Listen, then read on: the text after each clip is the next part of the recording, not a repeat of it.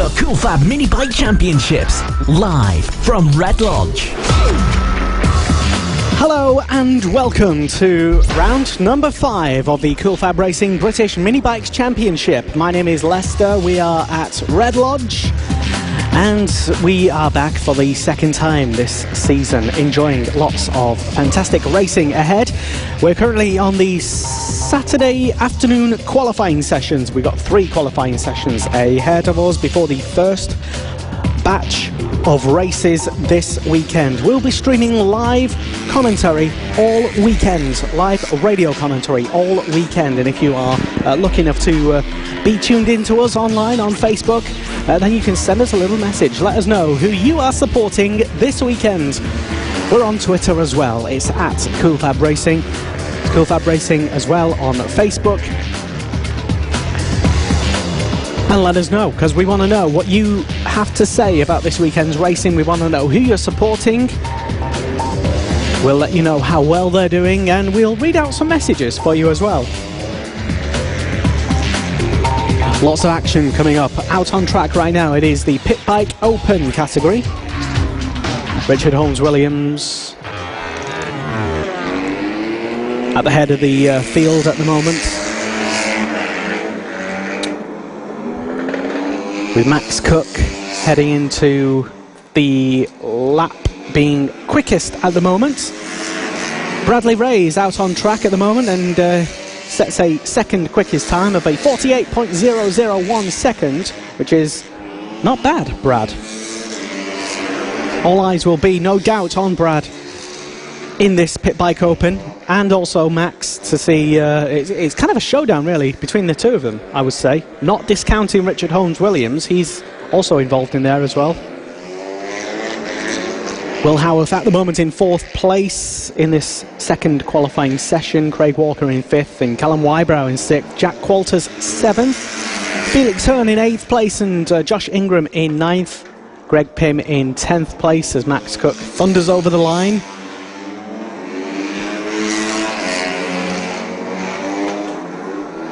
As does Brad Ray, who immediately tops the timesheets and goes quickest by more than a quarter of a second. We will have the live timing screen up on the Facebook feed, and you can see literally what our commentators can see all afternoon. Commentary comes from the world famous Alex Raby. Onto the circuit then with this qualifying 2 session in the Pit Bike Open category. Championship led by Max Cook, who picked up 70 points out of a possible 75 at the equivalent round number 2 here in Red Lodge back in April. He topped the timesheets as well in qualifying 1 with a 56.4. Now that time has almost been matched in Q2 by Brad Ray, who tops the timesheets in Q2, 46.4.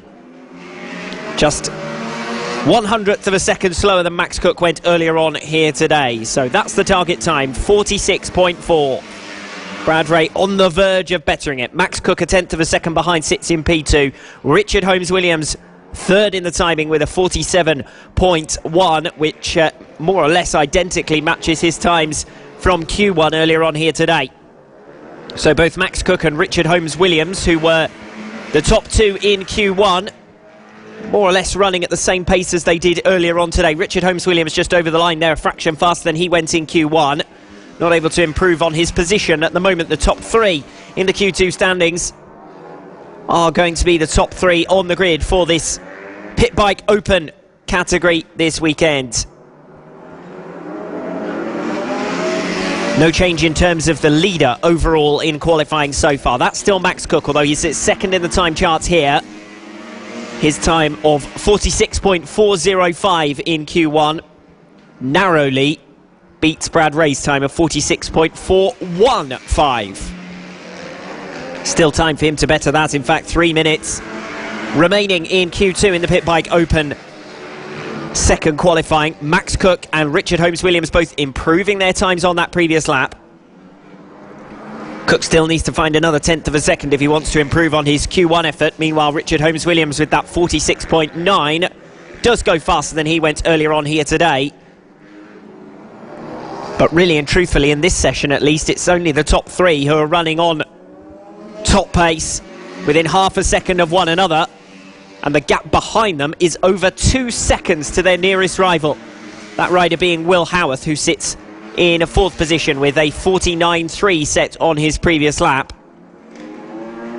That's a second faster than he went in Q1, so that stands him in good stead in terms of moving up his position in the rankings. The time sheets are showing all of the riders between 4th and 9th positions having set new fastest laps of this session last time around, so the pace is picking up through Q2 with the Pit Bike Open riders. Brad Ray leading this session by less than 1/10 of a second over Max Cook. He's got less than 1/10 of a second to find if he wants to take pole position. Richard Holmes-Williams in 3rd. Josh Ingram, Will Howarth, Felix Hearn, Jack Walters, Callum Wybrow and Craig Walker all set new personal bests on the previous lap, at least for this session. Jack Walters sets another new personal best lap for the session, 49.9. Still 2 seconds, 2/10 of a second rather slower than he went in Q1. Richard Holmes-Williams just coming over the line, unable to improve for now. Can he break the top two? Max Cook and Brad Ray. Ray finished in 7th position in Q1, but he's certainly stepped it up for Q2. 4 seconds faster than he went in this morning's session. Brad Ray then the Q2 leader ahead of Max Cook with a minute remaining on the timer. Richard Holmes-Williams a 46.9, his best effort so far. Brandon Payne with a new personal best for Q2, 48.8, but he ran at a 48.2 earlier on today, so he will be looking to improve upon that figure as Josh Ingram comes over the line to set a 49.1. So that matches his pace from earlier on here today, in fact fractionally faster than his time from earlier on. Can Brad Ray respond to that 46.405 set by Max Cook earlier on here today, or will it be Cook who remains in top spot? Time ticking away, just 16 seconds showing on the counter. And looking below our commentary position, the checkered flag is being readied, and that finishes this second Pit Bike Open qualifying session. Callum Wybrow just coming over the line with a new fastest for himself during this session, 49.9, and also his fastest of the two qualifyings combined. So the form book largely as it was in the opening qualifying session, but the main change in this Pit Bike Open category is that Brad Ray finds himself onto the front row of the grid for the Pit Bike Open racing itself. Having finished just 7th place in Q1, he takes top spot in Q2 ahead of Max Cook, Richard Holmes-Williams, Brandon Payne and Will Howarth, who rounds out the top 5. Very interesting. Brad Ray, fastest in that qualifying session by, well, not very much, to be honest, less than 1/10 of a second. The show is on between him and Max Cook, and can Richard Holmes-Williams get in on the party as well? We will see during the first race of the Pit Bike Open later, coming up at the scheduled time, hopefully, at 4:10 p.m. All these times are provisional based on other things happening, so don't take these as gospel. Thank you very much to Gemma Lenton, who's presumably tuned in on our Facebook live stream, saying good luck to Josh Bannister. We wish we could be there to support you. Love from Gem. Thank you very much, Gem. And a share is always very much appreciated, as the rain is pelting Red Lodge right now, which is bad news for our internet connection, because anybody here at the track will know what a fantastically awkward 4G signal you do currently get, and it's very much dependent on whether it's raining and which part of the track you're at. And if you're at basically I put our 4G box outside of the commentary box window, which now appears to have been a mistake, so I might have to take it in, which might mean we go off air. So that is just what it is. I suppose we don't make the internet, but that's what it is. So if we go off air, that will be why. So hopefully that won't be the case. But what is the case? AC40 Pro qualifying next. We now now the official partner series to the BSB. This is Cool Fab Racing.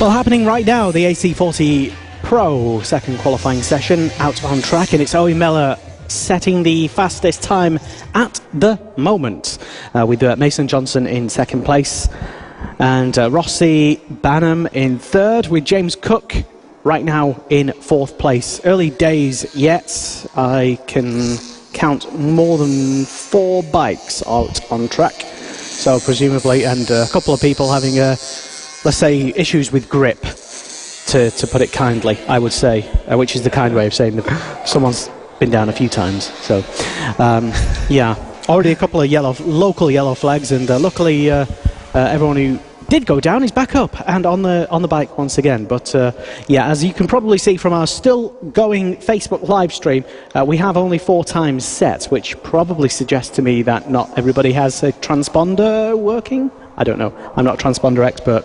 Roger is. Alex. Well, that was quite an introduction, Lester. I think the situation in terms of this qualifying session, these qualifying sessions, is that the riders aren't going to be able to make an improvement on their times from earlier on today when they were running in the dry.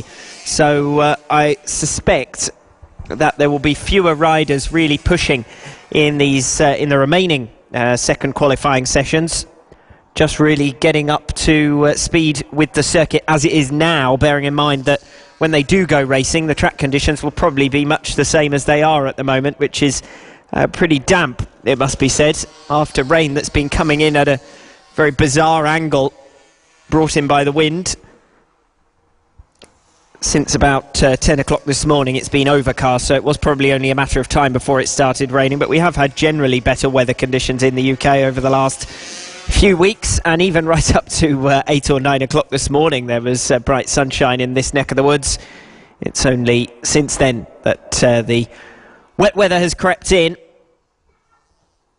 so that, as I said, really negates the importance of this qualifying 2 session, as it effectively means that this is a warm-up ahead of the race action itself.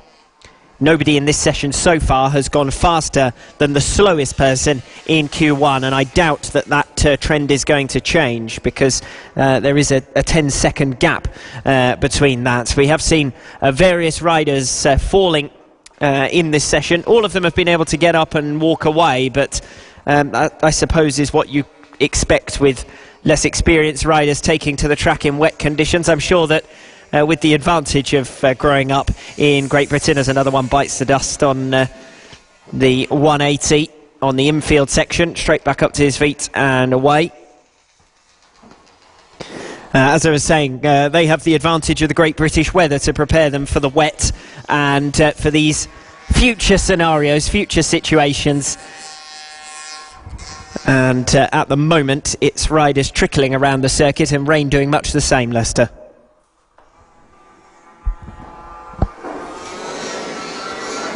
Indeed, yes, not much, like you say, Alex, not much of an advantage to gain out there at the moment, understandably so. Everybody looks like they're kind of tiptoeing around, in some cases literally tiptoeing around, and some people have, I think, already come back into the pits. So it's probably good practice if it's raining for race 1 later to see how things handle, especially if some riders have never ridden here in the wet, in these slippery, would we class this as like greasy, slippery conditions?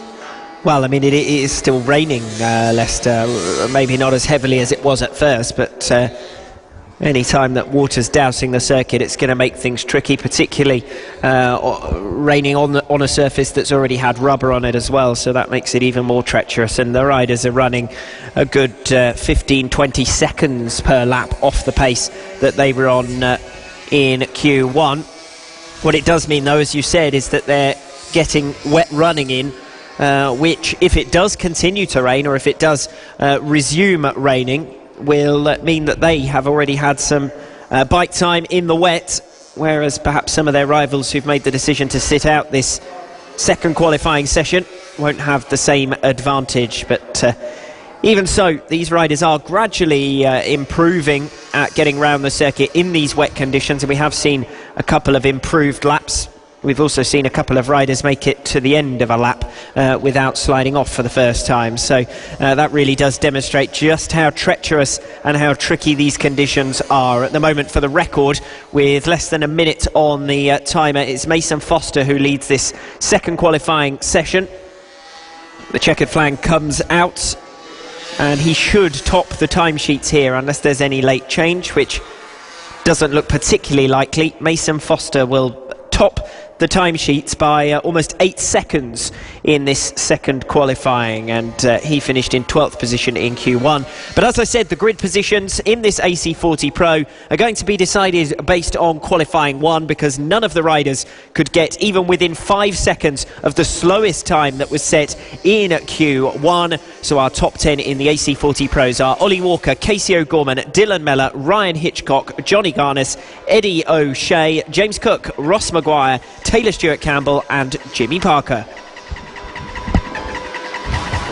Thank you very much, Alex Raby. And yeah, a bit of a washout that session, and understandably so, that not many people wanted to stay out for the full duration of it, having had a moment out on track, let's call it that.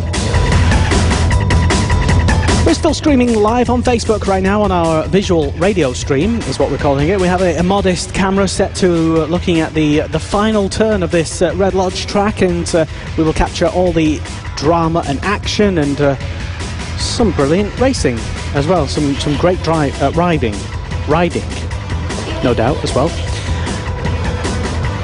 Let us know who you're supporting this weekend. Give us a big hello and give us a shout out. And a share as well online, which is always nice and welcome. The original and best British championships for mini bikes. This is Cool Fab Racing.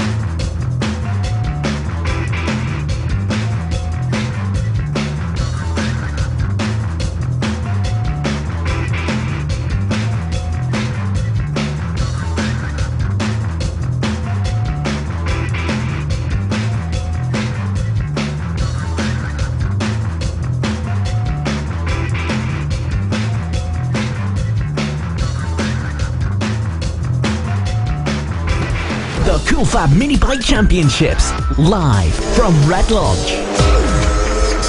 Still live from Red Lodge, and currently on track at the moment is the second and final qualifying session of the day. The Mini F1 sidecars out on track right now.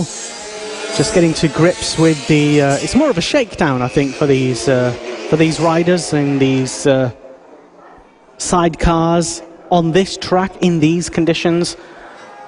I think it has stopped raining now officially, but still conditions are not ideal, not perfect, and they will probably struggle to go faster or as fast in this session as they did in their first qualifying session. So John Hosker is currently leading the way. Times tumbling as they all flood through the timing beam.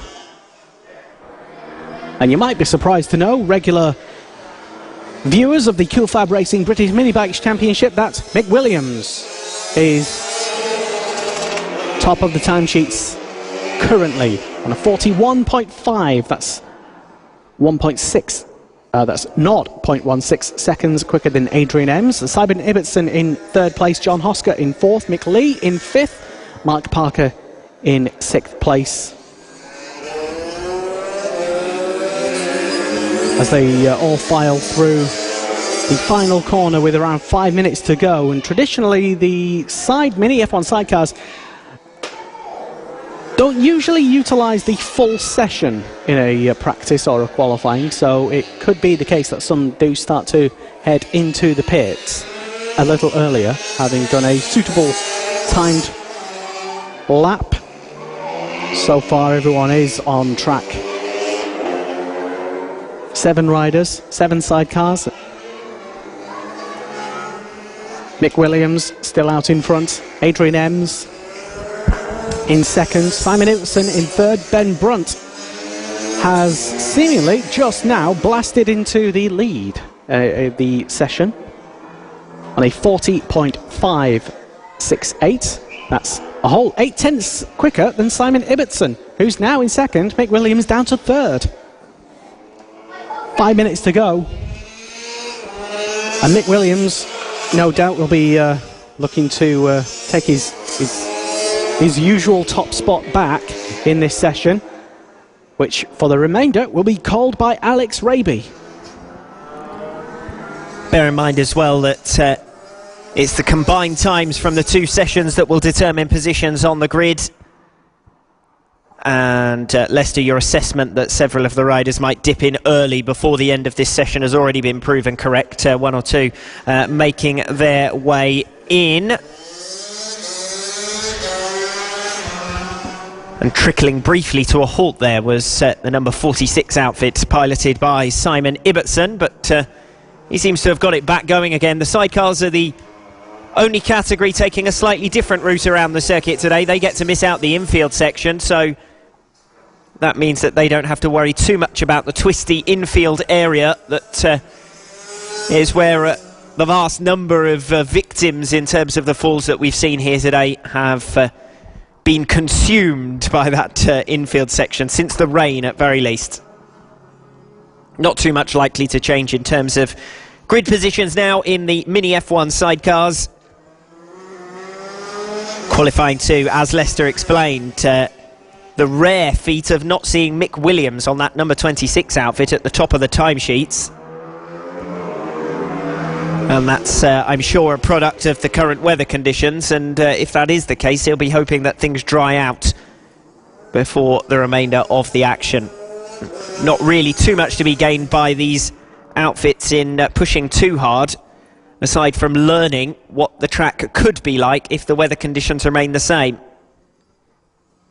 I don't know what weather forecast Lester has his hands on, but it is still drizzling out there on the circuit at the moment, and whether it continues to rain like that this afternoon remains to be seen. But at the moment, it looks set to be a series of wet races, and that should make things very lively indeed. All but one of the sidecar outfits making their way across the start-finish stripe now. I say that, but it's possibly exaggerating a little. There's only 3 on the circuit still going. And the remainder have peeled away to prepare for race action. This is the last of the qualifying sessions, and then we will be getting underway with the first round of races. Of course, all of the races count the same towards the championship standings, and these race 1 races with a little bit of extra pressure on the riders, knowing that these are the ones that are going to be filmed for official coverage of the championship as well. But all weekend long there will be live coverage online through the Cool FAB-Racing website. And of course, as always, we expect to hear from you through Twitter and Facebook Live as well.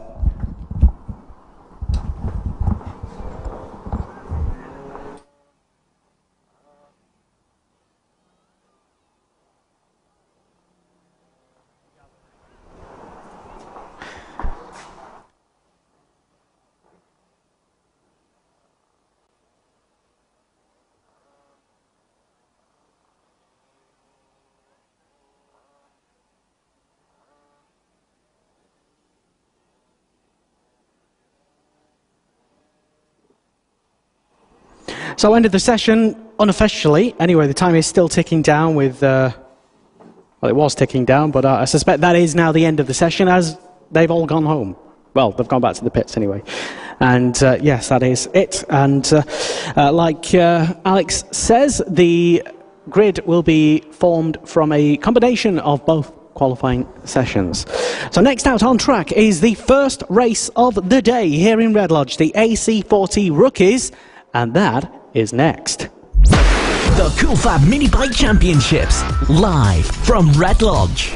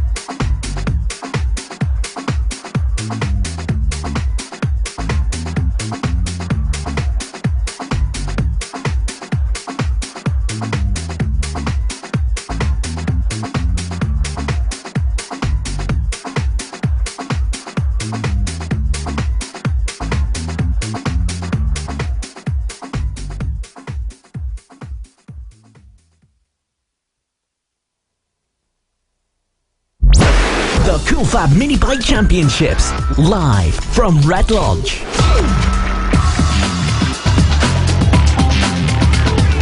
Yes, we are live from Red Lodge on a slightly damp, slightly overcast afternoon here for round 5 of the 2017 Cool FAB-Racing British Mini Bikes Championship. My name is Lester. Hello and welcome. If you are tuned in online, live, or if you're here at the track, in the paddock, in the pits, or just spectating, hello and welcome. Incidentally, to any riders who enjoy success today, want to come up to the commentary box and have a lovely little interview with the live radio, then you're more than welcome to do so. We are positioned upstairs at the main karting building. Just go up the stairs and come and say hello. So riders all right, already out on track for our first race this afternoon, and these are the recorded races that you will be seeing on the YouTube footage for later this week.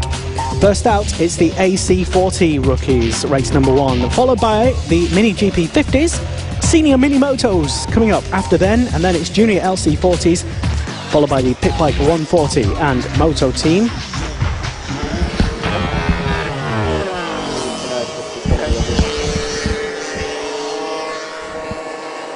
And Mini GP 70s after that, and Pit Bike Open race number 1, AC40 Pro and sidecars.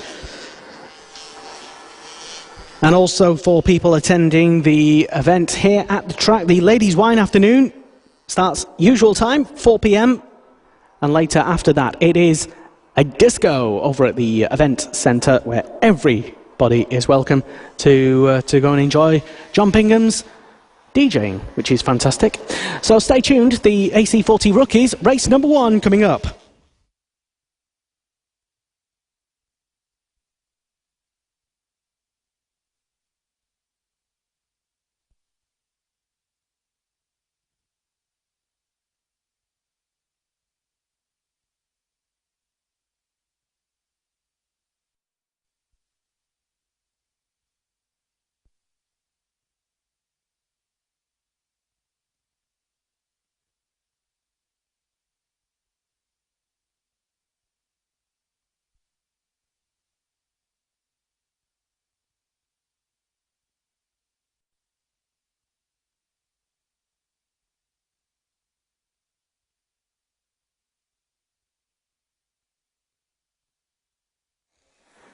So our commentator for today's racing all weekend long, live online at coolfabracing.com, it's the world famous Alex Raby talking you through all the action today.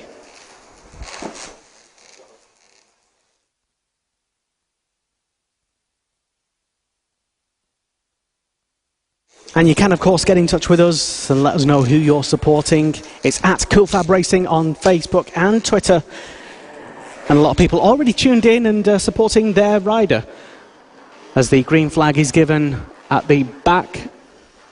A couple of people late to the party, seemingly might have to start from the pit lane as the grid is cleared. As one rider makes his way onto the grid now, and Alex Raby ready to call this race. Building up to the first race action of the day then, here at round 5 of the 2017 Cool FAB-Racing British Mini Bike Championship here in Red Lodge. The second time we've visited the Suffolk circuit in 2017. As we head towards the second half of this campaign, we have 9 separate races to be decided on the opening day. Of course, every race counts towards the championship, so all of the riders looking for every possible advantage.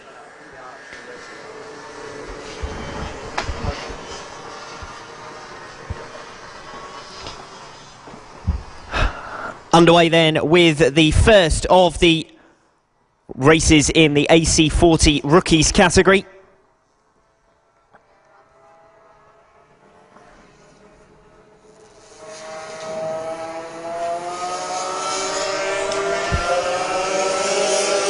At the end of lap number 1 then, it's Harrison Crosby who leads the way ahead of Jamie Woodcock in second position. Third is with Luca Hopkins. Sullivan Mounsey moving through to 4th position, and Orlando Phillips in 5th. The closest battle at the moment for 3rd and 4th positions between Luca Hopkins and Sullivan Mounsey. Hopkins holding the position for now, but it looks as though Mounsey's got down the inside, only for Hopkins to repay the compliments and recover 3rd place. Well, 5 of the top 6 in the championship standings were lining up on the front 3 rows of the grid here. So unsurprisingly, it's frantic stuff, particularly in those top positions. But Harrison Crosby, who sat second on the grid, top of the championship standings in the AC40 rookies. He was unbeaten here in April, and he already looks on his way to a similar result here. 2nd, 3rd and 4th positions are the most closely packed at the moment. Jamie Woodcock, currently 3rd in the series standings, about to be overhauled on either side, as down the inside of him goes Luca Hopkins. He's now forced his way through. For a moment that pushed Woodcock offline, but Mounsey wasn't quite close enough to capitalise. As they come through the infield section, still 2nd, 3rd and 4th places closely packed together. Sullivan Mounsey looking for the cutback, as he did last lap, but this time perfectly executed. Still side by side as they come through the left-hander, but this time it looks as though Jamie Woodcock has managed to hold on. Mounsey then with the speed up the far end of the circuit, up Oak Tree and towards the S's. And that's where the race is for the moment, at least, over 3rd position. Harrison Crosby has broken well clear out in front. Over 3 seconds his leading advantage. The rider with the pace here is Sullivan Mounsey, who came all the way back from 8th position on the grid and is attacking for a top 3 place. He currently sits in 4th position. This time looking around the outside of Jamie Woodcock into turn 1. Woodcock holds the line and Mounsey goes all the way around the outside. Still side by side. Through the left-hander, Mounsey had to back out of it. He was stuck on the outside. Going around the outside of turn number 1 means you're still stuck on the outside of turn 2. Woodcock, though, has gone too deep around the 180. Mounsey has the pace advantage, but again, Woodcock holds the line well. This is good defensive riding from Jamie Woodcock. And to be fair to him, he's keeping up the pace largely with Luca Hopkins as well. This time Mounsey goes for the inside move into the top turn, and it looks as though he's got that move made. So Jamie Woodcock eventually relegated from 2nd and down into 4th position, which is where he currently sits. Still the closest duel on the circuit for 2nd, 3rd and 4th position. Sullivan Mounsey has now been released back onto the tail of Luca Hopkins. He's immediately made up what was a second's deficit and is right on his tail. 0.4 of a second between these 3 riders, 2nd, 3rd and 4th positions. Luca Hopkins, Sullivan Mounsey and Jamie Woodcock. And then a bit of a gap to Orlando Phillips, who sits in 5th position, and a separate train of riders that he's leading round through the infield section. Mounsey can't make his move there on Luca Hopkins.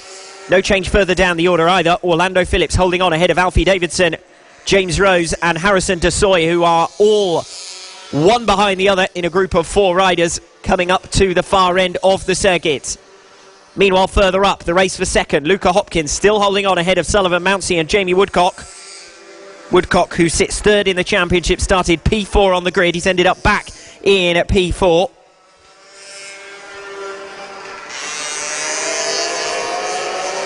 So we come through to complete another lap with Harrison Crosby now 5 seconds clear out in front. Still Luca Hopkins in 2nd position. A new personal best on that previous lap, a 55.7 for him, now matching the pace of Harrison Crosby out in front. And to be fair, Sullivan Mounsey in particular is well and truly keeping up with Luca Hopkins. And Jamie Woodcock is going with the group, half a second behind Sullivan Mounsey at the last time check, last time around. The riders now encountering lap traffic, certainly the front runners. And that could shake things up a little bit coming around the top turn. We're under yellow flags in the infield section for a faller further down the order who's back up to his feet, but the race is continuing up front. No change for Harrison Crosby. Still the 3 riders, 2nd, 3rd and 4th, doing battle. It looks as though Mounsey's found his way through down the inside. Sullivan Mounsey comes back towards our commentary position, up in 2nd position. He's found his way past Luca Hopkins, who's relegated to 3rd, and Jamie Woodcock still within a half second of the fight for 2nd and 3rd positions. Good racing up here between Sullivan Mounsey on the number 44, Luca Hopkins on the 41 and Jamie Woodcock on the number 17. Woodcock tries the outside around one of the back markers to get into a challenging position on the tail of Luca Hopkins. Sullivan Mounsey meanwhile cutting his way through down the inside further up. Woodcock has now been dropped by the 2 riders up ahead of him. Again, tends to fare well on the second half of this lap here at Red Lodge on the evidence of what we've seen in the opening 6 laps. Only 2 laps to go in race number 1 in the AC40 rookies. Harrison Crosby leading the way, or he certainly was. He's raised a hand, and I wonder whether it's a mechanical for Crosby, because there's smoke bellowing out of the rear of the machine. Mounsey and Hopkins have come through, and we come into the last lap with the former race leader, who had a 5-second advantage, now having dropped down, well, to third position over the timing beam, but now certainly to fourth place. And it's a question as to whether he's going to be able to haul that machine to the finish. He's clearly struggling for pace. So the fight, the race-long fight for second, third and fourth positions has now become the battle for the race lead between Sullivan Mounsey and Luca Hopkins. Hopkins the faster of the two last lap around by just a shade under 0.2 of a second. Harrison Crosby down in fourth position. He will be devastated about that. He was looking to continue his unbeaten record here in Red Lodge, having gone 75 for 75 here in April, the current championship leader. And this is going to cause him some frustration in the series overall as well. His main rival Luca Hopkins right up there and challenging on the final turn, but it's going to be Sullivan Mounsey who takes the checkered flag. Second over the line, Luca Hopkins. Third, Jamie Woodcock. And fourth position, he does get over the line eventually. Harrison Crosby, he finishes 4 seconds back from the top three, having led the race by 5 seconds at one stage, and the championship leader is relegated to fourth position. The race result then, Sullivan Mounsey taking the checkered flag with the fastest lap of the race on the final lap. Luca Hopkins gets second, third position to Jamie Woodcock, Harrison Crosby and Orlando Phillips rounding out the top five.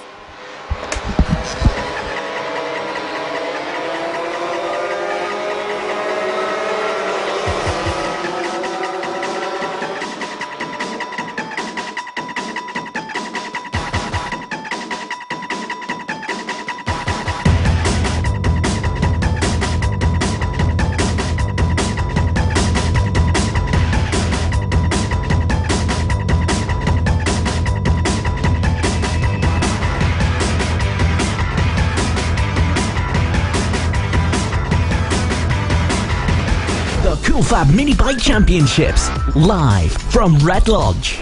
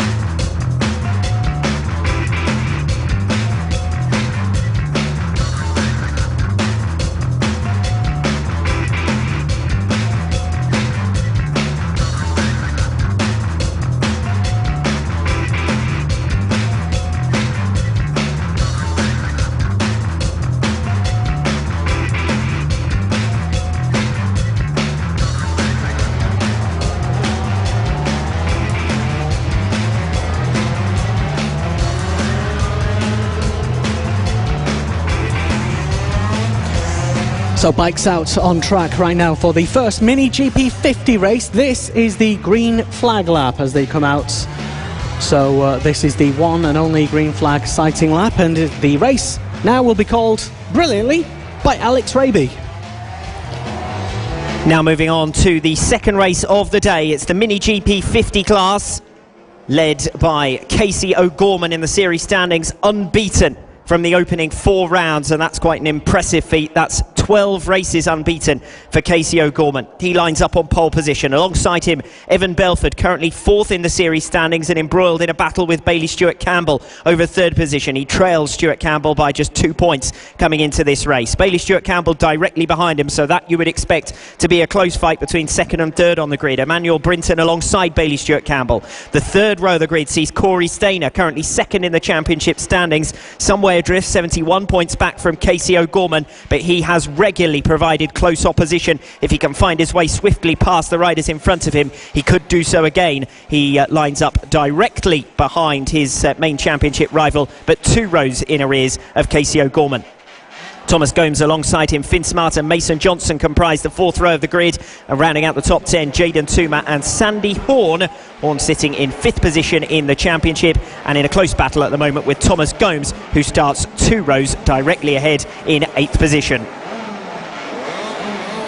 Riders then watching for the lights as we prepare to get underway with the second race of 9 in the opening round of races here at round 5 of the 2017 Cool Fab Racing British Mini Bike Championship. Lights out. A super start from 3rd position on the grid from Bailey Stewart Campbell. He immediately moves through from 3rd place to 2nd. Then loses out on it again as they get to the first hairpin. He's relegated back to 3rd position. Corey Stainer's made a good leap. He's up to 4th, but he seems to lose pace suddenly coming through the infield section. He's frustrated with the machine. He slams the handlebars as riders go either side of him here. And I wonder whether that's a terminal mechanical problem, because he certainly dropped a series of positions, and Corey Stainer's challenge could be over before it started. He seems to have got it back going again up the hill, but he's certainly lost an absolute handful of positions on the opening few turns there, and we'll wait and see when he gets back towards our commentary position on the home straight as to where he filters down in terms of positions. But he'd made a good jump and got away well up to 4th position. Wasn't an absolutely perfect start from Casey O'Gorman. Evan Belford, if anything, had made a better one, but O'Gorman, by the time he got to the first turn, had managed to command his position. He now leads by 2 seconds over Evan Belford in 2nd. Bailey Stewart Campbell in 3rd. He's already dropped 1.5 seconds back from Evan Belford, so it's a good start for Belford, who looks set to move above Bailey Stewart Campbell in the championship standings overall if he can defeat his rival in direct competition here, which is how things stand in race number 1 in the Mini GP 50. 4th position with Thomas Gomes ahead of Jaden Tuma. Emmanuel Brinton dropping back off the line from 4th to 6th. And the other big loser on that opening lap, Corey Stainer, who sat in 8th position. But I wonder whether he is suffering from some kind of mechanical drama, because certainly he was much sharper off the line than he was around the first couple of turns, and immediately he was slamming the handlebars in frustration. If not with the machine, then perhaps with himself. But he is still struggling with things out there as he comes down at towards Paddock Bend, down the Simpson Straight towards Paddock Bend. He's under pressure from riders behind. Holly Harris directly behind in 9th position. Close group coming over the line here. Finn Smart, Sandy Horn, Corey Stainer and Holly Harris, all within a second or so of one another. Coming through the infield section now, and it's a big move down the inside line from Sandy Horn to make a move on Finn Smart and come through for 7th position. Good racing for P7. Horn getting the better of Smart then. Corey Stainer on the tail of those two, only narrowly ahead of Holly Harris, who rounds out the top 10. No change up front. A new fastest lap of the race from Casey O'Gorman on lap number 2. Can't quite match it on lap 3. Couple of tenths of a second back, but still 4 seconds now clear of Evan Belford, who sits in 2nd position. And Bailey Stewart Campbell further back still.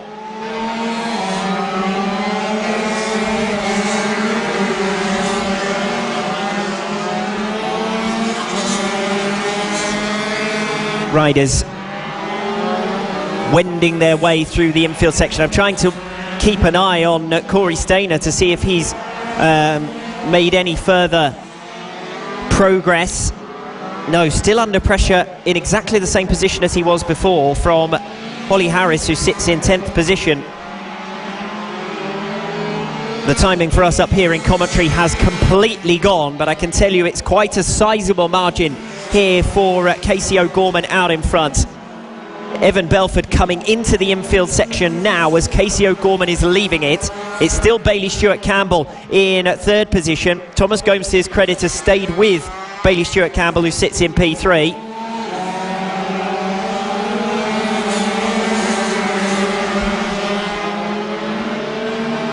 Stainer still under pressure from down in 9th position. Holly Harris comes soaring all the way around the outside through centre and takes the place. Up to P9 now, Holly Harris. Corey Stainer dropping back and under yet more pressure from further down.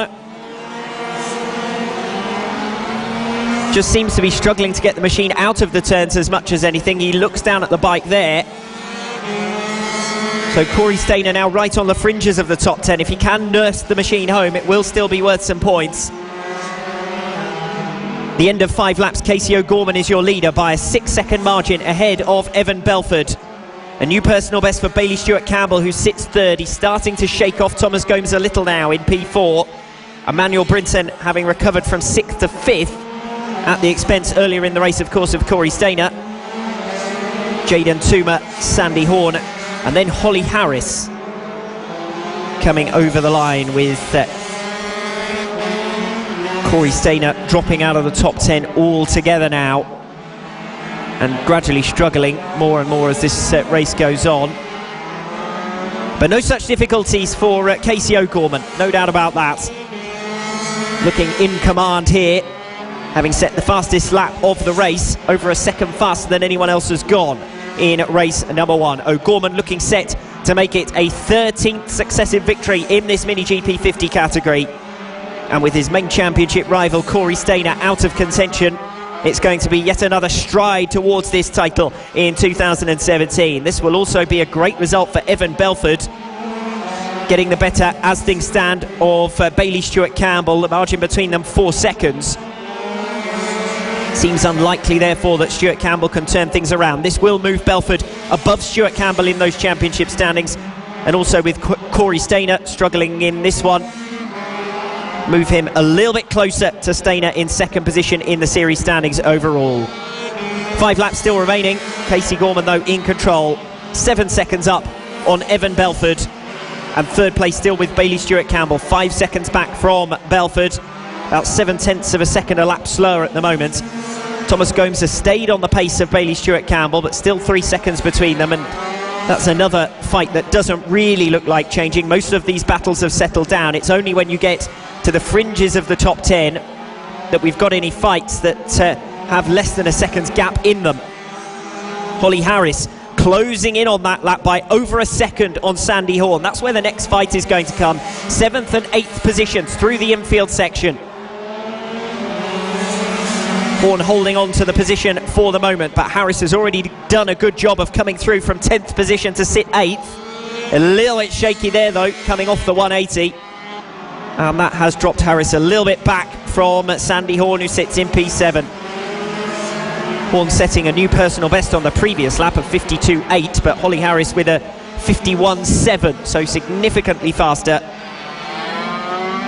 See if that margin can be gained back in, the time that was lost coming off the 180. Well, it certainly has been. The two of them come back to Paddock Bend and onto the start-finish straight once again with 4 laps remaining. Harris as close as ever to Sandy Horn, who's put an extra spurt in there. A 52.2 on that previous lap. Another new personal best for Sandy Horn, but Holly Harris keeps coming. Needs a smoother run off the 180 this time around. Again, almost tags the back of Sandy Horn through the 180. This time goes for a wide run to try and build up speed. Onto Oak Tree. See if the pace is there for Holly Harris to be able to pass Sandy Horn up at the far end of the circuit. Corey Stainer, incidentally, has slid back into the top 10. 10th position and a second back from Finn Smart, who sits in P9. But far from an ideal result for Corey Stainer, a 53.3 on that previous lap, compared with a 50.4 for Casey O'Gorman whose relentless march towards this victory and towards the championship continues. Holly Harris still behind Sandy Horn, still less than a second in that battle. Harris slightly slower than Sandy Horn on that previous lap though, and that's the first time that that's been the case for some time in this race. Watching Corey Stainer make his way through the infield section, now a lap behind Casey O'Gorman, the race leader. 7 seconds up on Evan Belford in second. Bailey Stewart-Campbell 7 seconds further in arrears. Thomas Gomes has inconsistently matched the pace of Bailey Stewart-Campbell, but it's going to be a creditable 4th position for him. His poorest result of the season so far came here in Red Lodge back at round number 2. His battle in the series standings with Sandy Horn, and Horn sits in 7th position with Gomes up in 4th. So this is going to be a great result for the rider of the number 98 machine. Race leader coming through to complete lap number 11. Onto the final lap now, Casey O'Gorman. It's been all too easy for him. He had pole position, didn't make the best of starts, but he had the inside line, and into turn 1 here at Red Lodge, that's crucial because it's 2 left-handers the first 2 turns. Pole position has that advantage over second on the grid that was held by Evan Belford. Belford then finding his way back through into second, having dropped to 3rd on the opening turn, and it will be 2nd position here for Evan Belford, and a crucial result that will strike up the challenge for 2nd in the series standings, with Corey Stainer all the way back down in 10th position. Coming round towards the final turn then, with a 7-second margin over his nearest rival to maintain his unbeaten run in 2017. Casey O'Gorman makes it 13 wins out of 13.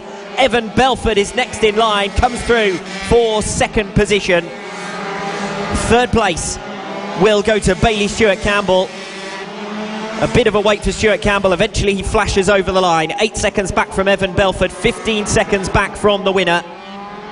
He'll have been overhauled in the series standings by Evan Belford after that result, and both Belford and Stewart-Campbell will have gained on Corey Stainer, well adrift of the lead runners and a lap down.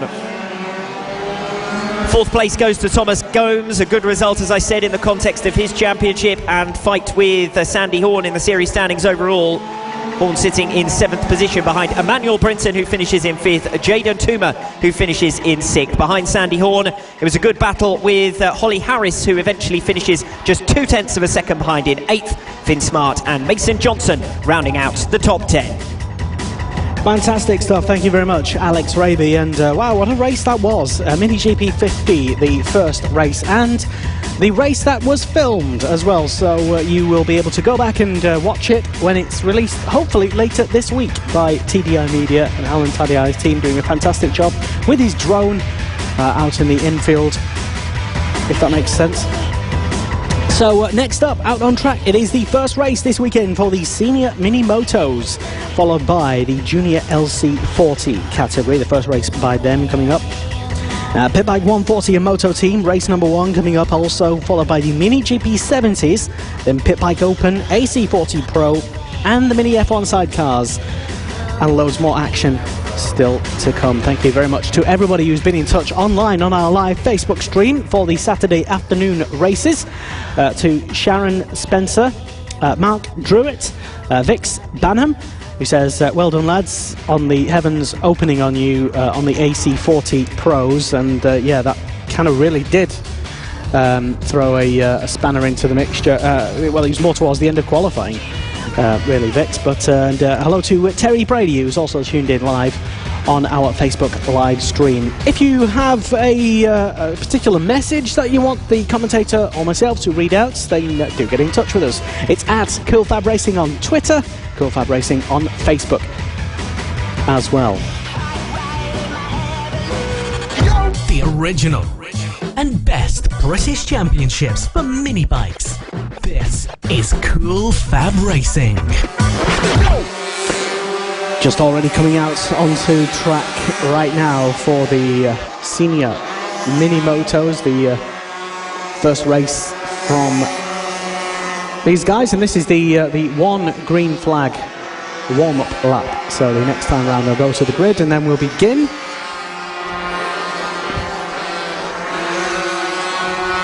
And this race, once again, called by our commentator, Alex Raby.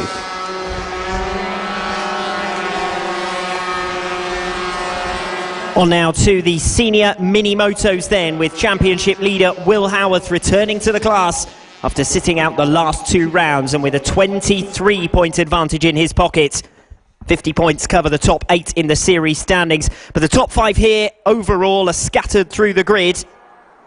Best performing in qualifying of the championship contenders, Will Howarth, who was unbeaten here in April. He lines up 3rd on the grid, 150 championship points to his name, having gone unbeaten in rounds 1 and 2. He returns to the grid. Directly in front of him, Richard Holmes-Williams, making his 2nd appearance of the season, picked up 60 points here in April and topped the qualifying standings by 0.2 of a second over Brandon Payne, who lines up alongside him. The 2nd row of the grid then, Will Howarth and Matt Birkin, the latter of whom sits in 5th position in the championship standings. 3rd row of the grid, Bernie Hook, who sits in a P5, and Josh Darter, currently 3rd in the series standings, nice and close to between positions 2 and 5, with Mark Payne, Josh Darter, Justin Bainbridge and Matt Birkin all sitting within touch of one another in those series standings. Mark Payne actually sits 2nd in the championship standings, missed round 2 here in April. He lines up in P8 on the grid, so with work to do, and with a 2-point margin over Darter, who starts directly in front of him, 11 points clear of Birkin, a row in front of that. Underway with the lights going out here in race number 1 of the senior mini motos at round 5. Close between the top 2 as they work their way into the infield section. Richard Holmes-Williams, who performed impressively in the qualifying stage. He leads Brandon Payne. Will Howarth right on their tail. Not too much change, certainly in the top positions, away from the line. Behind 3rd position, a small gap already starting to emerge. That's the way things panned out in qualifying as well. There was about a second between 3rd and 4th positions during the qualifying stage. Around the far end of the circuit, towards the Simpson Straight and down to Paddock Bend to complete lap number 1. Richard Holmes-Williams, the qualifying pace setter, looks to me as though he's dropped back now. And the new race leader is Brandon Payne, ahead of Will Howarth in 2nd. In fact, Richard Holmes-Williams has lost another 2 places down into turn 1, dropping down now to 5th position, trying to recover 4th, and does so. Not sure what the explanation was for that, but within a matter of 4 or 5 turns, Richard Holmes-Williams had dropped from 1st to 5th. He's now got a train of riders behind him and has lost that 4th position, so dropping back behind Bernie Hook now. And Josh Darter finding his way through up into P4. So it's Brandon Payne who leads us by a narrow margin over Will Howarth, who was the faster of the 2 on that opening lap, of course, working his way through from 3rd position on the grid. He's now up to 2nd, a massive gap behind 2nd place. And Richard Holmes-Williams, the pole sitter, has found himself in the midfield squabble here, behind the front 3 who've well and truly broken away. Holmes-Williams down to 5th then. Paul Nicholls, Mark Payne, Bernie Hook and Andy Whedon all within a second of him. That's how close things are from P5 down. Holmes-Williams has managed to get the better of Josh Darter once again. Those 2 have swapped and changed positions relentlessly on the opening 2 laps. For the moment, it's Holmes-Williams who holds 4th. Challenge for the race lead as well. Howarth trying to get the better of Brandon Payne. There was less than a 1/10 of a second between them as they came over the start-finish line at the end of lap number 2, a 2nd consecutive lap in which Howarth had run faster than Payne, and Howarth is now looking for a way through as they come back down towards Paddock Bend. Can Howarth think about a move down the inside? Not this lap around. He'll wait for another opportunity as he comes down the start-finish straight. They're within a bike length of one another. Howarth thinks about a move again, but backs out of it at the last moment. Still less than a 1/10 of a second between them. Darter's got the better of Richard Holmes-Williams, meanwhile, further back to take 4th position. Holmes-Williams has been faster through the infield section. Can he make the pass again? Yes, he can, right at the start of the infield section. Cuts past to repay the compliment on Josh Darter. So it's Payne ahead of Howarth. A big gap then to an isolated 3rd position for Matt Birkin. Josh Darter fighting Richard Holmes-Williams throughout. Paul Nicholls, Mark Payne, Bernie Hook and Andy Whedon all still in that group. Darter passes Holmes-Williams again into the top turn. So the trend is being replicated. Darter at the far end of the circuit excels. Holmes-Williams at the entrance to the infield section here at Red Lodge manages to find his way back through. They're side by side coming back down towards Paddock Bend. And the leader's in the same situation. Down the inside comes Will Howarth. This time he's made the move stick into turn number 1 with the inside advantage into turn 2 as well. And Will Howarth takes the race lead from Brandon Payne. Lapping at a similar pace, 50.3 for both of them on that previous lap. Now that Will Howarth has hit the front, can he escape away? That's the question for lap number 5 to answer. It doesn't look like it for the moment. Brandon Payne still looking for a way back through. Richard Holmes-Williams, meanwhile, has dropped well back. Josh Data coming through for 4th position, now breaking clear of that large group of riders behind him. Instead of being a 6-way fight, it's now a 5-rider battle. Coming around the S's at the far end of the circuit and back towards the Simpson Straight. No change to the race leader. Will Howarth getting through at the start of lap number 5. And sets a new fastest lap of the race, a 49.6, to lead by just over a tenth of a second, ahead of Brandon Payne. Matt Birkin still in 3rd. Josh Data now leaving the group behind him, and at the tail end of that group is Richard Holmes-Williams. He's dropped all the way down to 9th. 4th with Data, 5th now with Nichols. Payne, Hook and Whedon also moving past Holmes-Williams. And where has the pace vanished away to for Richard Holmes-Williams, who set a 49.5 in qualifying? He's running in the 53s in the race. And whether that's the change of weather conditions and on a drying circuit, perhaps conditions not to his liking, but Richard Holmes-Williams finds himself on the fringes of the top 10 instead of chasing after the race lead. He looked set to provide the main battle for Will Howarth, who is now the race leader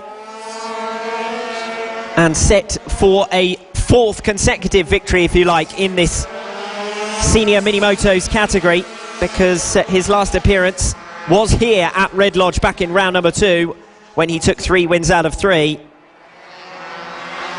He hasn't yet been beaten in this class in 2017. Will Howarth, the race leader, 0.3 of a second up on Brandon Payne. Another new fastest lap of the race on that previous lap of 49.4. Those two wend their way through the far end of the circuit, that seemingly everlasting top bend, the left-hander, before emerging right and back on to the straight. Closing in on that lap, Brandon Payne, a new fastest lap of the race with a 49.2.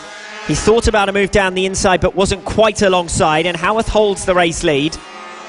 So this duel continues, and any evidence that Will Howarth would be able to blast away has been well and truly wiped away. He hit the front going faster than his rivals, but now Brandon Payne has managed to stay with him. Working his way through the field, meanwhile, Richard Holmes-Williams has got the better of Andy Whedon as they come through the infield section. He's going to cut back up the inside, Richard Holmes-Williams, and try to make a move for 7th position. Bernie Hook holds on, and Paul Nichols just ahead of Bernie Hook. The riders who've been stuck in this group haven't really been able to make as much progress as they might have liked. But once a rider has managed to emerge half a second clear, they've disappeared away. Checkered flag falls for Will Howarth. He gets the better of Brandon Payne. The fight still to be decided is for the 6th, 7th, 8th and 9th positions as they come around the final turn. A 3rd place goes to Matt Birkin, 4th to Josh Data, Mark Payne over the line in 5th. Bernie Hook gets the better of Richard Holmes-Williams, but Paul Nichols loses 2 positions on the final lap, and Andy Whedon comes over the line in the 9th position that he held for the majority of that race. We really did have 2 fights in one there. We had Will Howarth and Brandon Payne quickly bursting clear up front, and what was initially a 7-rider battle for the remainder of the positions within the top 10 eventually slimlined down, with Matt Birkin the first to break, Josh Data then escaping away, Mark Payne eventually released from the group as well, and on the final lap Bernie Hook gets the better of Richard Holmes-Williams. The pole sitter will have 2 more opportunities to start from top spot on the grid. Relegated down to 7th position, does eventually recover that place at the expense of Paul Nichols and Andy Whedon on the final lap. Ryan Grant rounds out the top 10 in race 1 of the senior mini motos. Perfect, thank you very much, Alex Raby, and thank you very much to everyone who's sent in good wishes and to very nice comments as well to people on our live stream, especially to Josh Data, who seems to be getting quite a lot of support on our Facebook stream as well, finishing 4th in that last race. 2 more races this weekend, but this race today, the one that's filmed for the coverage of it. So just a reminder, I know I've been saying all weekend, but in case you were thinking maybe tomorrow's race is going to be filmed. No, today's race. Just let you know. All right, so this is Cool Fab Racing. Hello, welcome. My name's Lester. If you've just tuned in to us, we are live online on coolfabracing.com and on Facebook as well. A big hello to you if you are tuned in live on Facebook. If this is your first experience of Cool Fab Racing, then hello and welcome. We are taking your comments and messages of support. If you care to share them with us and tell us which rider or team you're supporting today. It's at Cool Fab Racing on Twitter and on Facebook as well. The Cool Fab Mini Bike Championships, live from Red Lodge.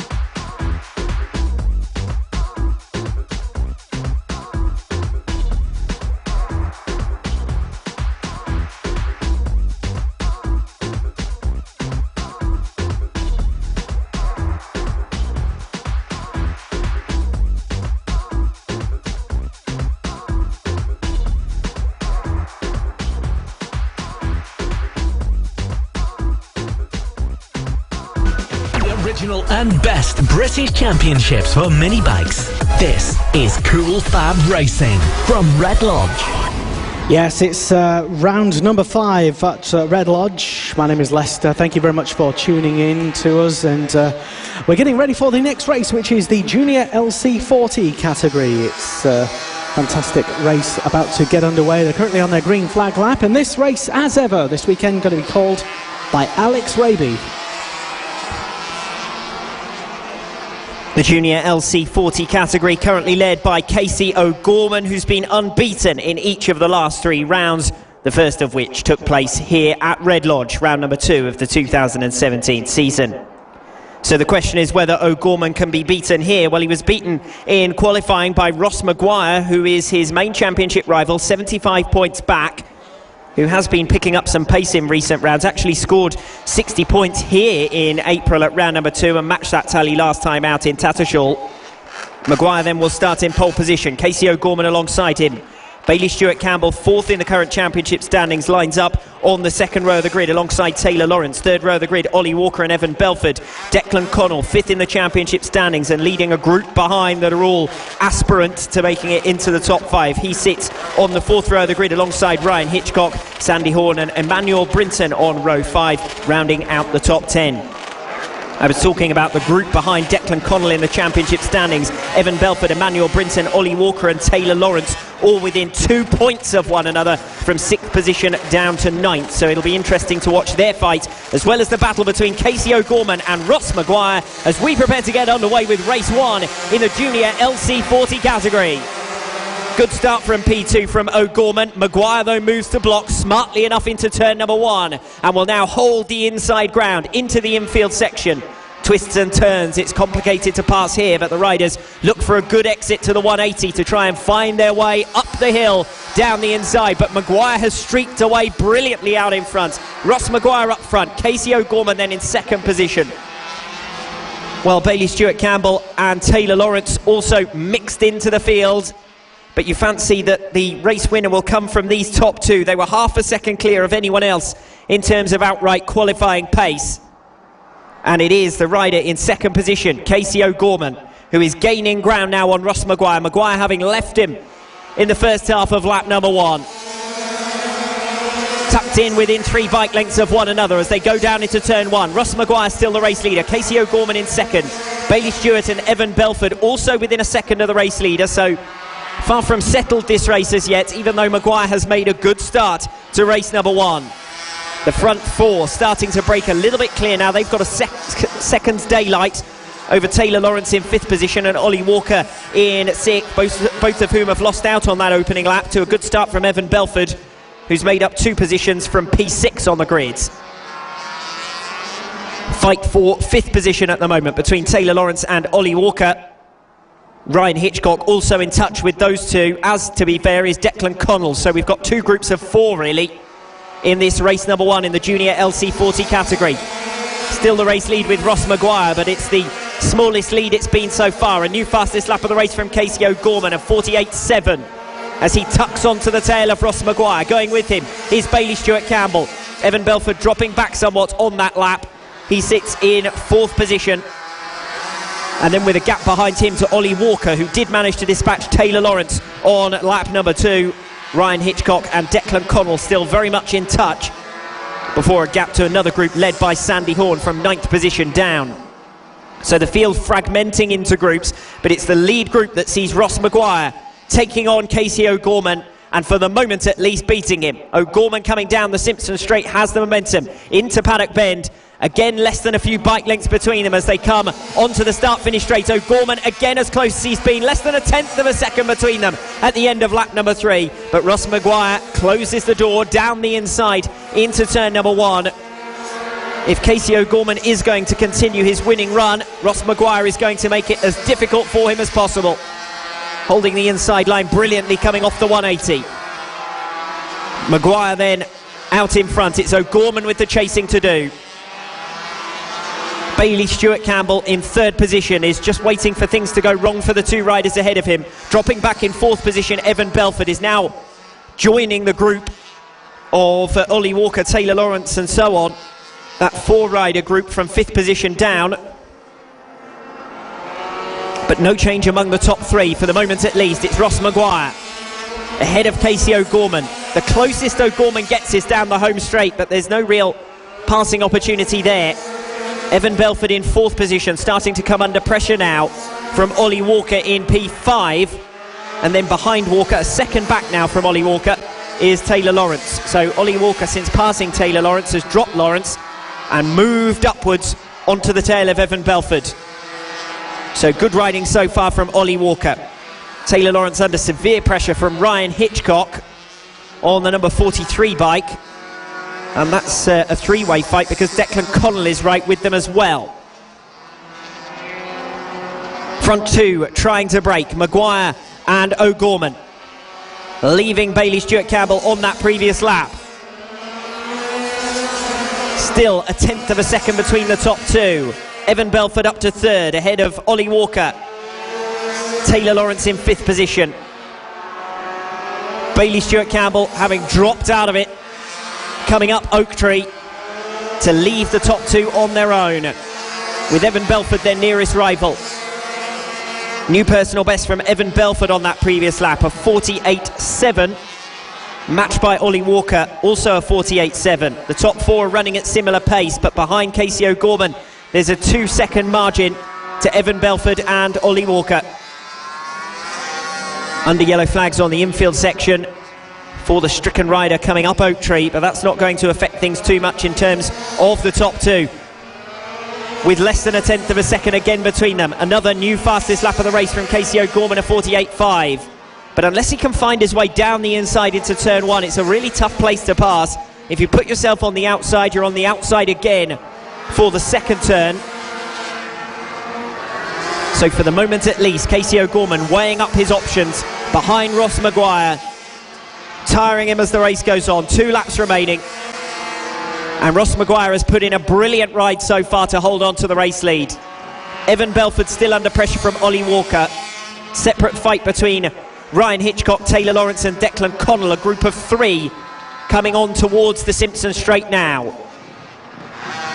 Can Casey O'Gorman find his way past Ross Maguire to lead this race? He's completely alongside, but again he's stuck on the outside, and it's as I said, if you're on the outside on turn number 1, you either go all the way around the outside and end up on the outside on turn 2 as well, or you try and cut back and force a move down the inside into turn 2. Neither of those moves were on that time for Casey O'Gorman, who does nonetheless set a new fastest lap of the race. A 48.5. We've got a faller coming off 180, and that's one of the top 4 runners. Difficult to see from our commentary position who that is who's come down. Either Evan Belford or Ollie Walker, who were in a pair riding more or less side by side, certainly battling over that 3rd position. Evan Belford was going the faster of the 2 at the time of that incident. Ross Maguire is now broken clear, and it is going to be a checkered flag. Ross Maguire becomes the first rider to beat Casey O'Gorman in the junior LC40 category since the opening round of the season. A brilliant result for the rider who sits 2nd in the championship standings to open this race weekend in Red Lodge with a pole position and with the 25 championship points secured. Casey O'Gorman, a good pursuit for 2nd place. He had the fastest lap of the race as well until the final lap when Maguire broke clear. A super ride from Maguire to take the checkered flag. O'Gorman 2nd then. 3rd place going the way of Evan Belford, ahead of Declan Connell. So all sorts of dramas as the race went on there. We lost both Bailey Stewart Campbell and Ollie Walker in the closing stages of the race. In the case of Walker, he'd done such a great job to get right onto the tail of Evan Belford and challenge for a provisional podium place. But it's Belford who holds on, Walker who misses out. 4th position goes to Declan Connell, Ryan Hitchcock, Taylor Lawrence, Johnny Garnes, Sandy Horn, Troy Jeffrey and Jack Kirsch rounding out the top 10.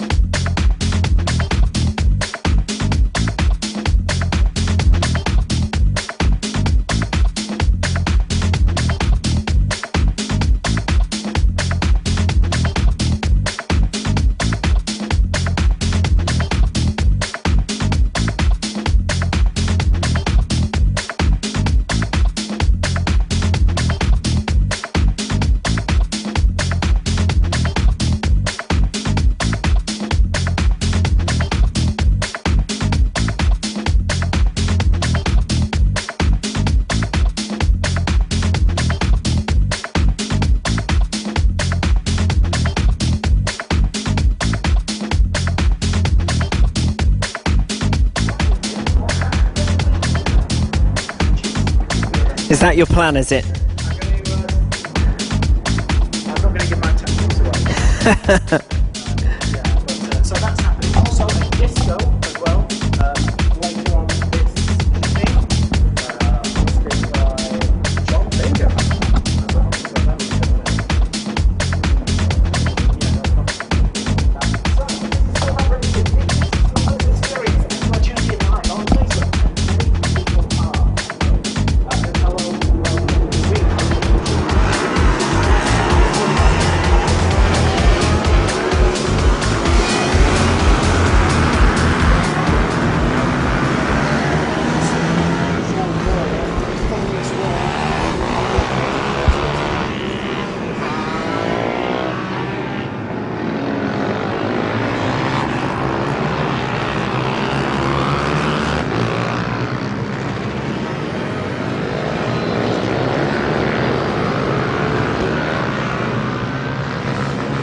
So on track right now, it is the Pit Bike 140 and Moto Team category.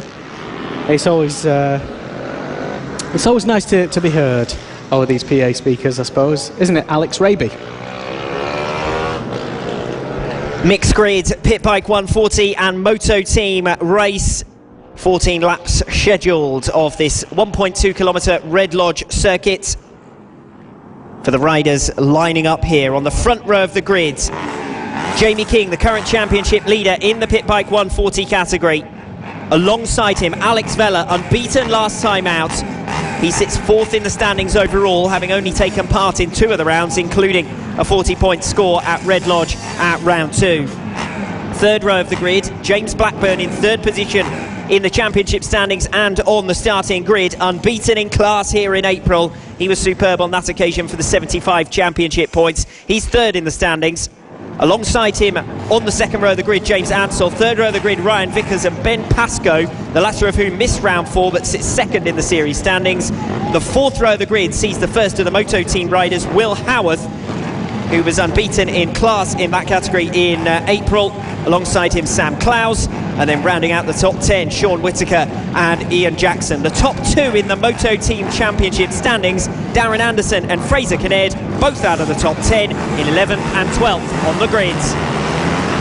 Fast start from P2 from Alex Vella, who gets away well. A little bit of lift from Jamie King, who's immediately relegated into second place. James Blackburn in third as the riders filter into the infield section for the first time. Second and third positions most closely fought after at the moment. King had to go defensive. Blackburn had made a good start from P3, tried to follow Jamie King around the opening 2 turns, has done so relatively successfully. He's tucked right in behind him. Alex Vella already breaking clear. Rider who picked up 75 points out of a possible 75. Jamie King is the only rider among the top 5 in the championship standings in the Pit Bike 140 category to have taken part in all of the rounds, and that obviously has given him a bit of a points advantage. King's 2 closest rivals both missed round number 4. Jamie King then sits in second position at the end of lap number 1, behind Alex Vella, the race leader. Third is with James Blackburn, and a gap emerging behind them to James Ansell in fourth position. It was a good qualifying from James Ansell. It was on the pace of James Blackburn, and it was only really Jamie King who had a significant advantage in that qualifying session, but he hasn't been able to turn that into race pace so far. Looking further down the order, Will Howarth is the top performing Moto Team rider at the moment. He sits in 6th position in the scratch race, which is top spot in the Moto Team category. He was faster by over a second than anyone else in the Moto Team class in qualifying, so no great surprises there. He's on to the tail of Ben Pascoe, who sits 5th in the scratch race. And in fact, we've got 2 groups of 3 riders. Alex Vella ahead of Jamie King and James Blackburn, the top 3 in the race. James Ansell, Ben Pascoe and Will Howarth going together on the entrance of the infield section. Jamie King with a new fastest lap of the race on lap number 2, 49.1, so he's the fastest of that leading trio at the moment. And you can see that visibly because he's left James Blackburn over half a second behind now in third position and closed right in on Alex Vella. There were 0.3 of a second between them at the end of that second lap. There's a lot less than that between them now. How long will it be before Jamie King tries to find a way past the race leader Alex Vella? He's not close enough to strike for the moment. Into paddock bend they come. The top 3 with an advantage. Will Howarth with company behind and close to the riders up ahead. Ryan Vickers has slashed the gap from a second in arrears of Will Howarth to 0.2 of a second and looks down the inside on the entrance to the infield section. Closest fight at the moment is Will Howarth under siege. Ryan Vickers comes all the way around the outside, almost gets tugged into the barriers there. A tyre barrier with a plastic coating basically through 180. And that's where there's so much rubber that you can see that the carts bash into the side of that all the time. It wouldn't surprise me if 1 or 2 of the riders in this category will be bashing into that to try and find a way through as well. Alex Vella, the race leader, ahead of Jamie King. James Blackburn was the fastest of the trio on lap 3, keeping the battle between this top trio nice and close. Just over half a second between Vella, King and Blackburn. Howarth again going defensive into turn number 1, and this time diving down the inside of him into turn 2 is Ryan Vickers, who's made the move stick superbly. You wouldn't believe that they're in different categories, the way Vickers was ruthless there down the inside of Howarth, and now he's made another pass up the inside of Ben Pascoe. Pascoe holds the line a little bit more forcefully, but he's gone a little bit deep there on the entrance to Oak Tree. The straight line advantage will be with Ryan Vickers, but he can't quite get down the inside into the top turn and through the S's.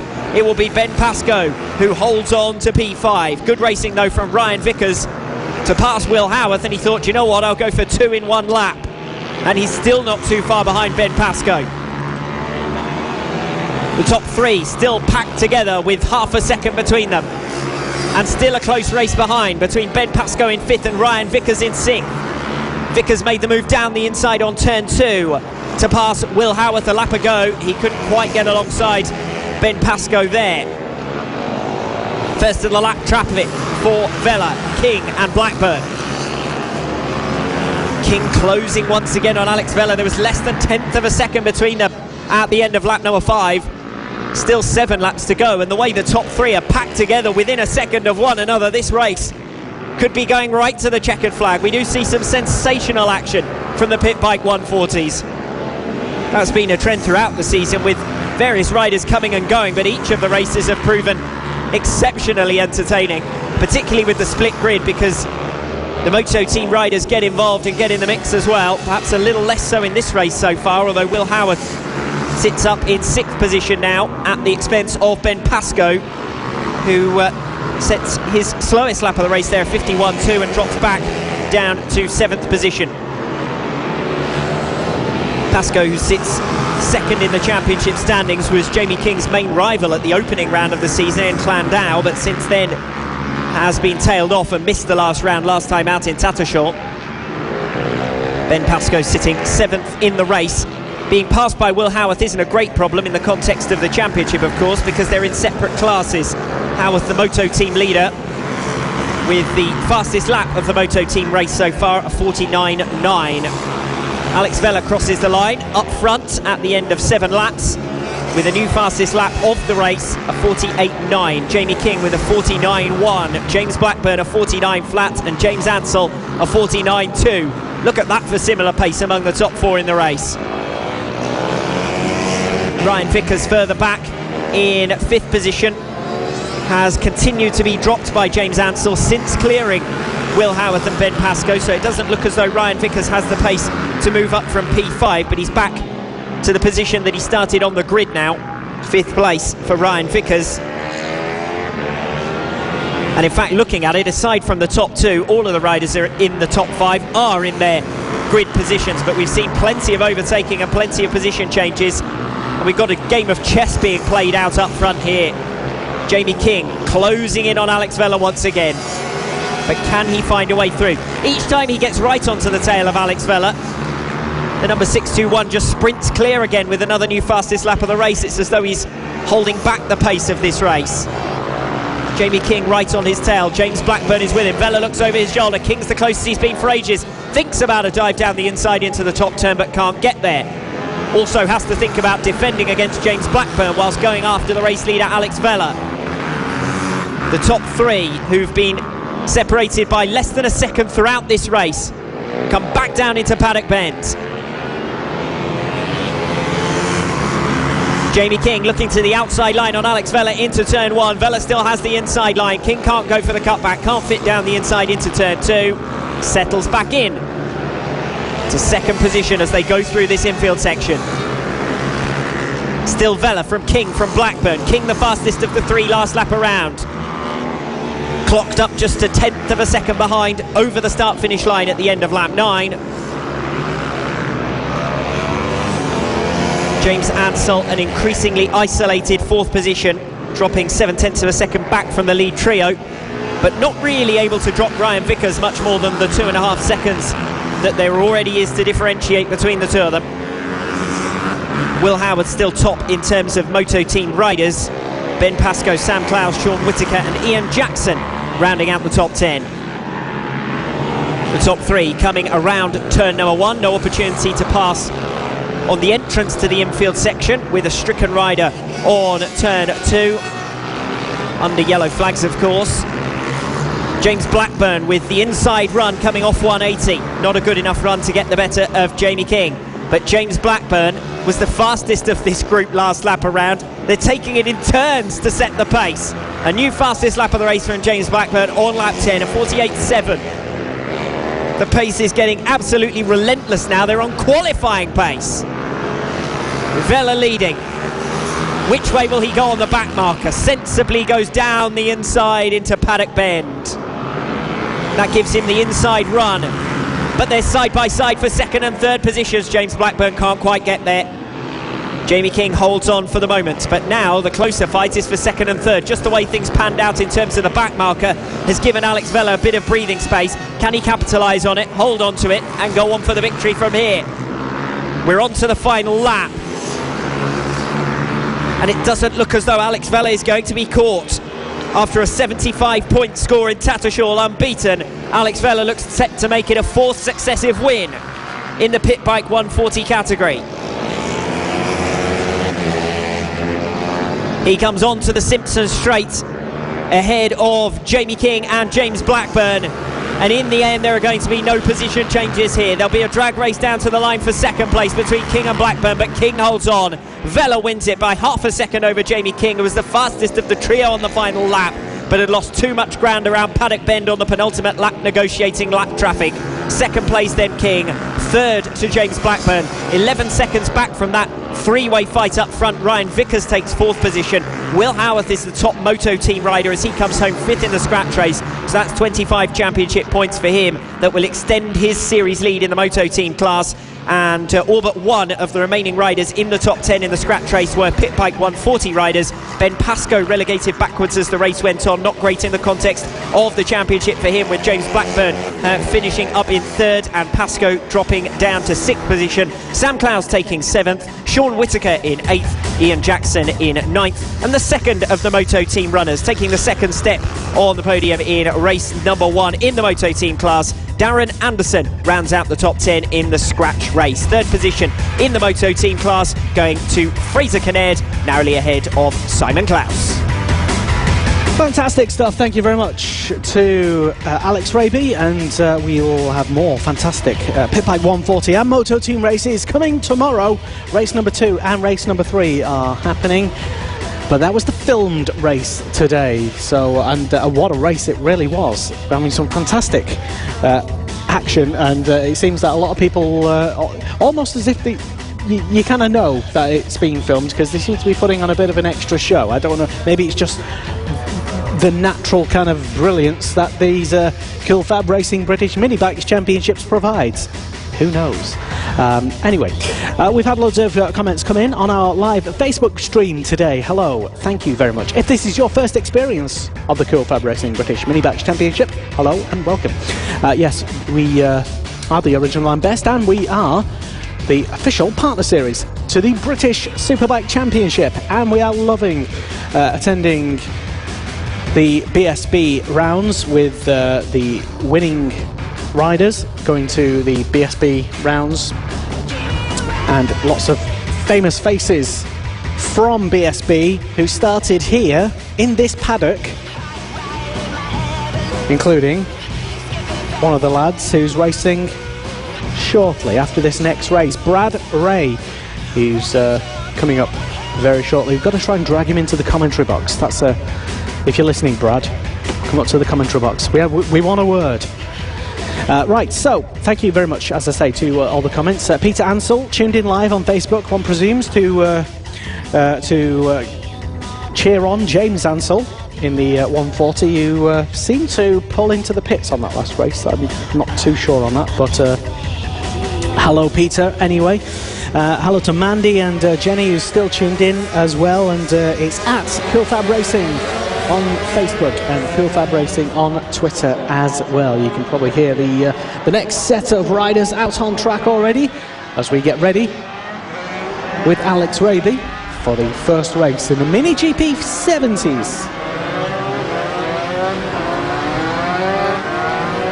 Race 1 in the Mini GP 70 category.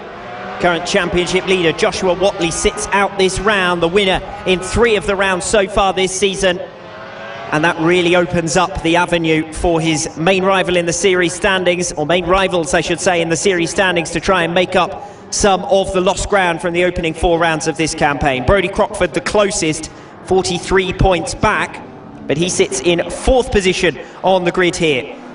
Front row of the grid sees Louis Rendell, a fantastic qualifying from him to take pole. He's down in 7th in the championship. This is a great opportunity for him to pick up major points this weekend. 3 starts from pole position. Alongside him, Harvey Claridge, 3rd in the championship standings. 9 points to make up on Brodie Crockford, who sits directly behind him on the grid in P4. Between them, 3rd position on the grid, Jay Abel, 4th in the championship standings, 16 back from Claridge. Very much involved in what is a 3-way fight at the moment for 2nd in the series standings. And without the rider in top spot's presence this weekend, it's a fight for top spots. Great starts initially from Harvey Claridge, but he can't get alongside Louis Rendell, who picks it up. So holding on well in the early part of this race as they filter their way through the infield section for the first time in race number 1. The front 3 already starting to emerge clear of 4th position, and the rest of the train scything their way through right and left, up Oak Tree and towards the far end of the circuit. But that was a clean break and not too many position changes on the opening lap. Jeremy Knight got a good getaway from further down the order in 8th position. Whether he'll be able to convert that as this race goes on remains to be seen. We've seen some sensational racing and overtaking in the Mini GP70s this year. Louis Rendell is the race leader at the end of lap 1, ahead of Harvey Claridge in 2nd, Jay Abel in 3rd, and it's behind them that I was talking about, a bit of a gap. 1.5 seconds to Callum Beach, who sits in P4. Beach then ahead of Oscar Pinson and Brodie Crockford, who dropped 2 positions back on that opening lap. Disastrous for him. The rider who, to the greatest extent, needs to capitalise on the absence of Joshua Watley this weekend, with 43 points to make up. You fancy that 43 points is achievable from 3 races this weekend. Coming down to Paddock Bend with no change in the top 3 positions. Louis Rendell up front. Harvey Claridge is definitely the faster of the 2 of them. Only by a fraction on the timesheets on that last lap, but he entered turn 1 with a great deal more pace. He's certainly getting racy on the tail of Louis Rendell here. Harvey Claridge in 2nd position. 3rd place is with Jay Abel. 4th, 5th, 6th and 7th positions all together. Callum Beach, Oscar Pinson, Brodie Crockford and Jeremy Knight on the tail of them. Knight having passed Owen Mellor in the drag race down to the first turn on lap number 1. Owen Mellor has then been relegated down to 9th position by Luke Coggins, only narrowly ahead of him, and in fact the positions 8 to 10 are all pretty closely fought after at the moment. A group of 3 riders wending their way onto the Simpson Straight. Meanwhile, the top 3 are on the start-finish straight. Louis Rendell with a new fastest lap of the race of 47.1 opens a half-second margin over Harvey Claridge in 2nd. Jay Abel a further half-second back. Then the separate fight between Callum Beach, Oscar Pinson and Brodie Crockford that remains largely unchanged. Jeremy Knight slipping slightly back from the riders directly ahead of him. All of the top 7 improved on their personal best in this race last time around. The pace will gradually hot up and then we'll find who can stay with it. Louis Rendell again accelerating clear of Harvey Claridge on this 4th lap, starting to build himself a buffer as they come around Paddock Bend. That looks about the 1 second mark already from Louis Rendell. Just a shade under, 9/10 of a second between Louis Rendell and Harvey Claridge as they cross the start-finish line. At the moment, Rendell half a second a lap faster than Harvey Claridge. A 46.9, a new fastest lap of the race on lap number 4. Louis Rendell setting personal best after personal best. He's managed to up his game by knocking 0.2 of a second off his qualifying lap. We've had rain since then, for goodness sake. Louis Rendell out in front. All memories of that short rain shower before race action got underway wiped away by now. But with a big gap over Harvey Claridge in 2nd. Jay Abel not too far behind in 3rd. They're going side by side further back down the order around Paddock Bend. Looks like Brodie Crockford trying to recover positions here.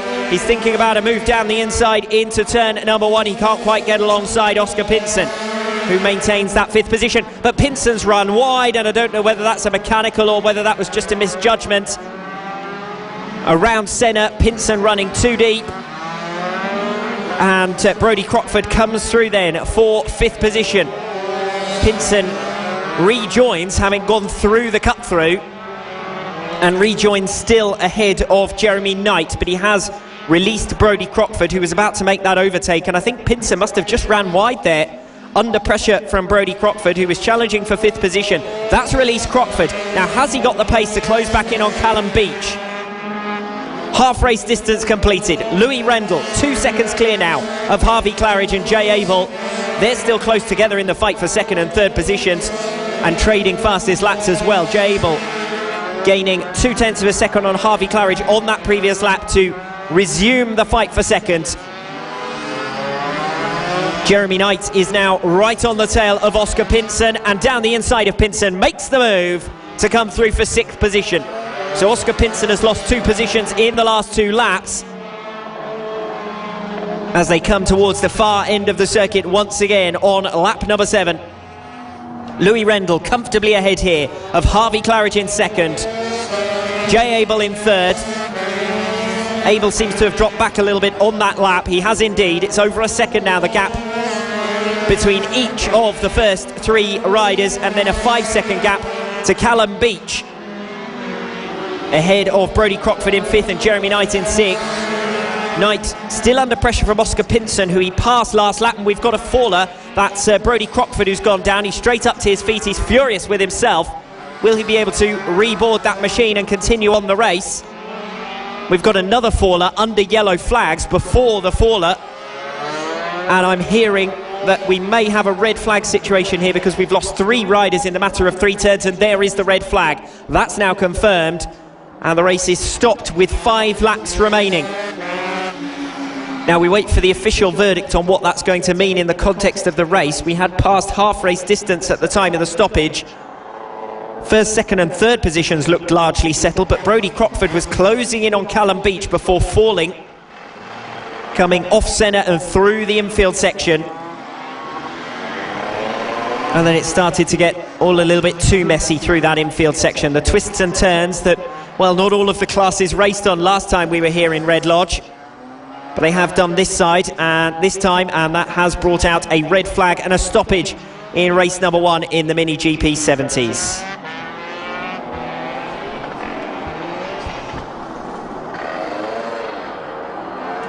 Thank you very much, Alex Raby, for commentating and calling that race so far.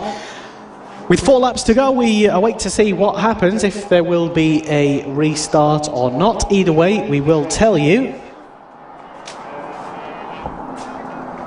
So there's quite a lot happening on that last lap, with 3 people taking a bit of a tumble. I'm glad to say that they are all now back up on their feet.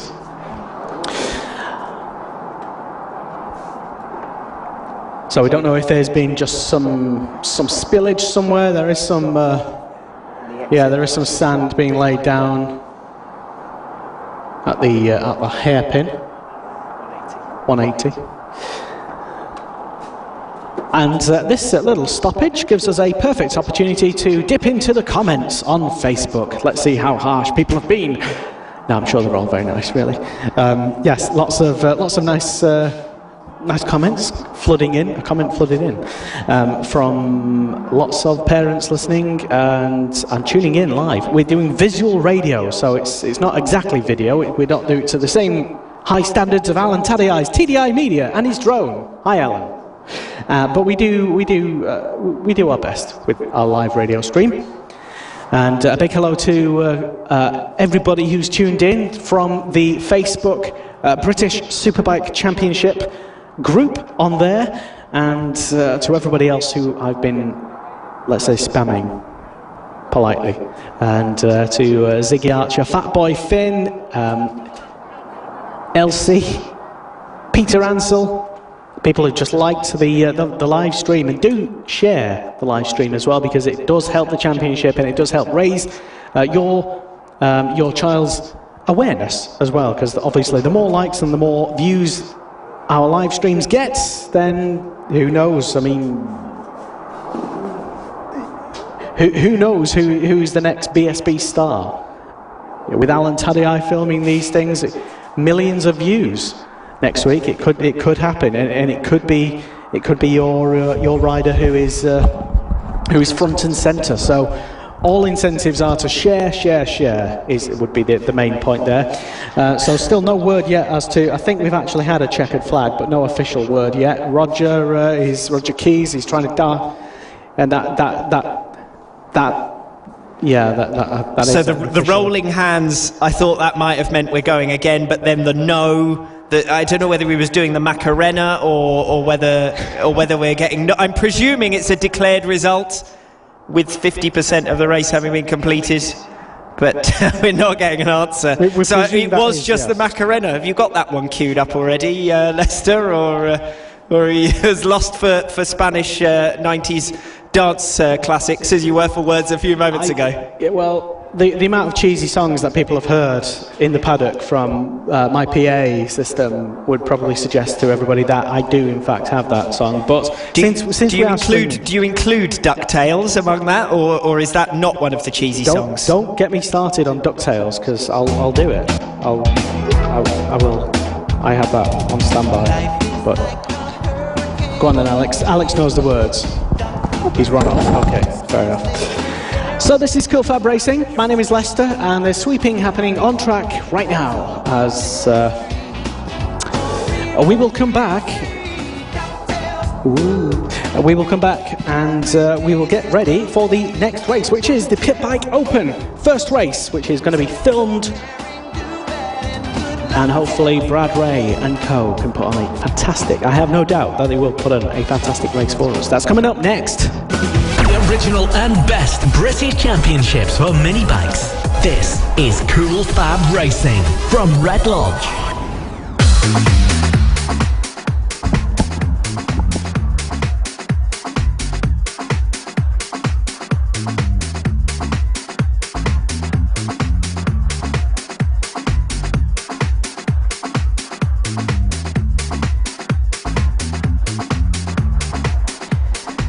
So there we go then, the results declared as per the timing system, and that gives us Louis Rendell taking the checkered flag ahead of Harvey Claridge by just under a 2-second margin. Jay Abel showing as third, Callum Beach showing in fourth position, Brodie Crockford in fifth. There was a close battle going on further down the order between Jeremy Knight and Oscar Pinson. Knight ahead of Pinson at the time of the stoppage. Elliot Dufton, Luke Coggins and Jaden Toomer showing as rounding out the top 10 at the time of the stoppage.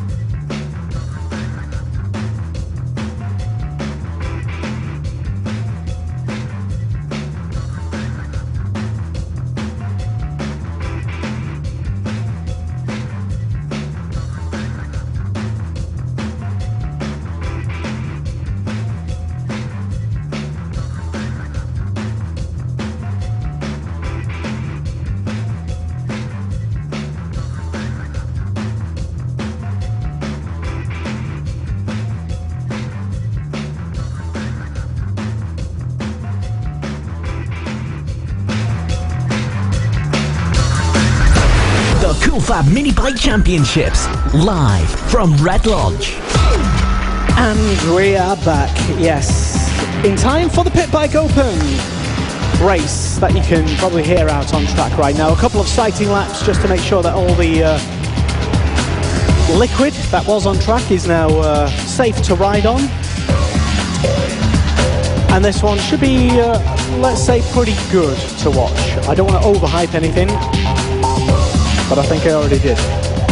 Alex Raby calling this race, and he's got the grid for us. Alex.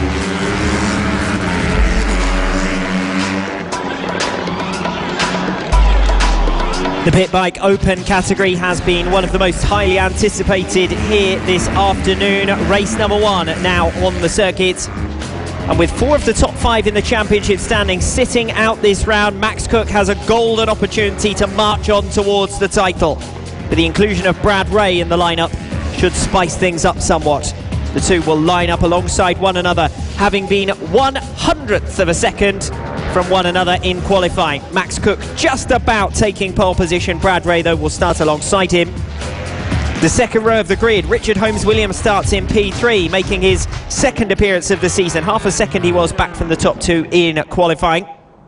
And then a significant gap behind to a group of riders contesting the remaining positions. Brandon Payne starts in 4th position on the second row of the grid alongside Richard Holmes-Williams. Picked up 34 points at round 3, his sole appearance so far, Brandon Payne.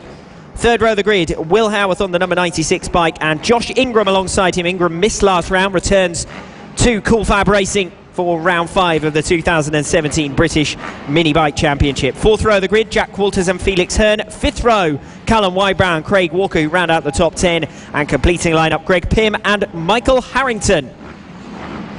So the expected fight for top spot is between Max Cook and Brad Ray, but don't rule out Richard Holmes-Williams either. He was also within half a second a lap of their pace. We'll see if anyone else can step up their game as we get underway with race number 1 in the Pit Bike Open category. Most of the positions settling down as they were from the start line. Brandon Payne seems to have lost a position to Will Howarth, who has come through to 4th position. Top 2 spots unchanged for now. Max Cook and Brad Ray going toe-to-toe. Richard Holmes-Williams ahead now of Brandon Payne, who has dropped down to 5th position. Will Howarth moving through into 4th. So that's the main change of this opening lap so far. Will Howarth overhauling Brandon Payne as they come back towards our home straight commentary position around Paddock Bend. And Cook and Ray, not much to choose between the two of them at the end of the opening lap. And this is the fight we were anticipating. 0.2 of a second between the top 2. Richard Holmes-Williams, well, true to qualifying pace, drops half a second back immediately from the top 2. And then Will Howarth leading that group behind. They are literally nose to tail coming off 180. Max Cook and Brad Ray. Ray trying to find a way past already. Well, he's certainly willing to do some rubbing. He was looking for racing room coming off 180. Cook didn't miss a beat, held on to the racing line well, but he's gone in too deep around the S's and carving his way through. Brad Ray hits the front. So Ray is the new race leader, ahead of Max Cook in second. Cook trying to repay the compliment. He goes in around the outside of the Simpson Straight, but then it's the inside advantage for Brad Ray through Paddock Bend, who holds on. Cook looking to the inside into turn 1. Just because he's been overtaken doesn't mean that this race is over yet. Max Cook, the pace setter in qualifying. Brad Ray, who has sprinted his way through to lead. Cook just ran a little bit too wide, gave a little bit too much room coming through that everlasting left-hander and through the S's, and he's given away top spots. Brad Ray, the new race leader, 46.4 on lap number 2. That's qualifying pace from Brad Ray. Max Cook, meanwhile, 0.3 of a second slower on that previous lap. That's how he's ended up finding himself in a second position. Richard Holmes-Williams an isolated 3rd. Will Howarth starting to lose some ground now to Brandon Payne as Cook again lunges to the inside, not quite alongside. Brad Ray had a look over his left shoulder as he came down the home straight. Found Cook was almost alongside and cut his way to the inside apex on turn 1. As I said, Will Howarth under ever increasing pressure now for 4th position, having got the better of Brandon Payne on the opening lap. Payne has had 2 laps to reel back in lost ground, and 4th and 5th positions look as closely contested as the lead 2. Richard Holmes-Williams is the only one without too much company. Howarth versus Payne behind. Josh Ingram a second back from them. As the leaders come back towards our home straight commentary position once again to complete lap number 4. 8 laps remaining. Brad Ray with a 46 flat, Max Cook a 46.1. Still nothing to choose between them, a 1/10 of a second. And Will Howarth under siege once again from Brandon Payne as they come around Senna and onto that infield section. Will Howarth on the black machine ahead of Brandon Payne on the number 23 bike. Gets a better run off 180. No real overtaking opportunity there. The circuit tapers away to a right-hander and a fast left onto the main straight. Payne is down the inside, fully alongside, and makes the move. So successfully through now for 4th position, Brandon Payne. Will Howarth though back through, repays the compliment. Payne ran 2 wide around the top turn, similarly to Max Cook earlier in the race. And Will Howarth comes back through to take up the challenge in 4th position. 2 races in 1 here. We've got the squabble over top spot and the fight over 4th. Will Howarth with less than 0.2 of a second's advantage over Brandon Payne at the end of lap number 5. And 7 laps for Brandon Payne to find a way back through. Max Cook with the same dilemma, with the fastest rider of the race so far, Brad Ray, out in front. Both of them have knocked at least 0.3 of a second off qualifying pace here in race number 1.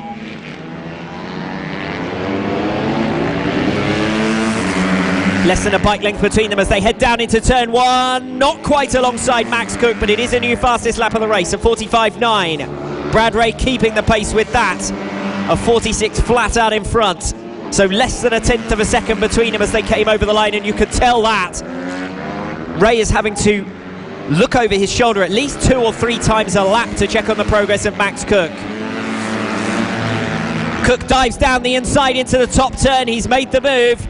Can he hold the inside ground? Yes, he can. And Brad Ray is held at bay. Great overtaking manoeuvre from Max Cook. Now Ray will try to come down the inside into Paddock Bend. Not quite close enough this time around. So Max Cook is your race leader once again at the half race distance. 7 completed laps. Max Cook in front. 0.2 of a second up on Brad Ray.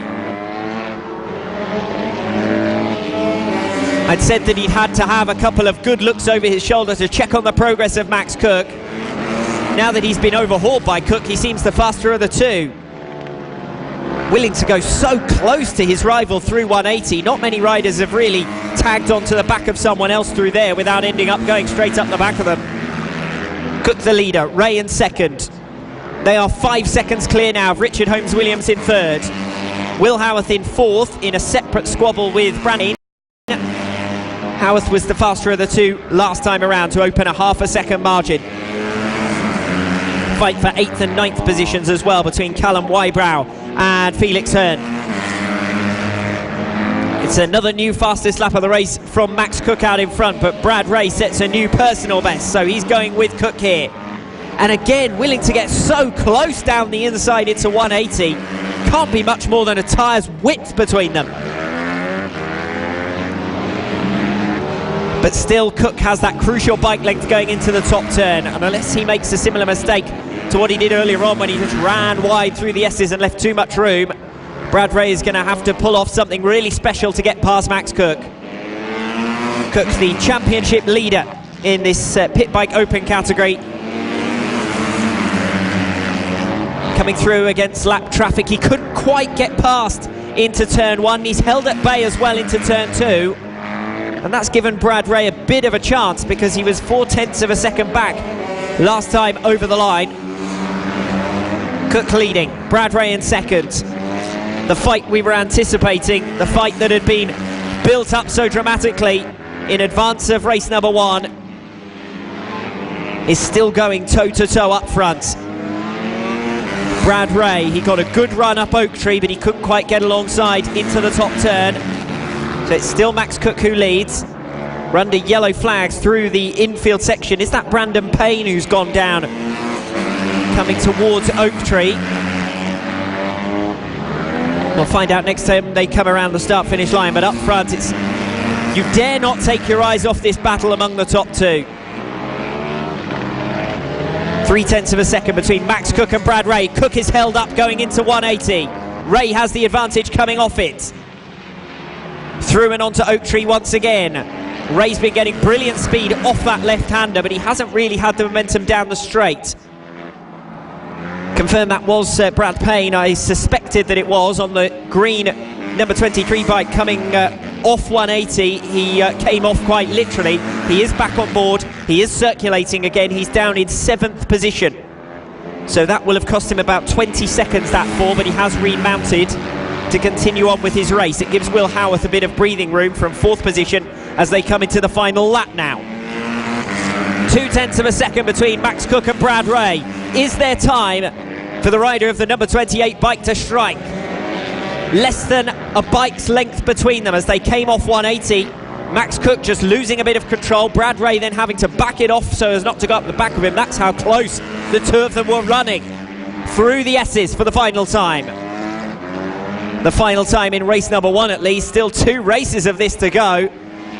Those will be tomorrow, of course. Plenty of mileage in this battle between Max Cook and Brad Ray. But in race number 1, the honours are set to go to Max Cook.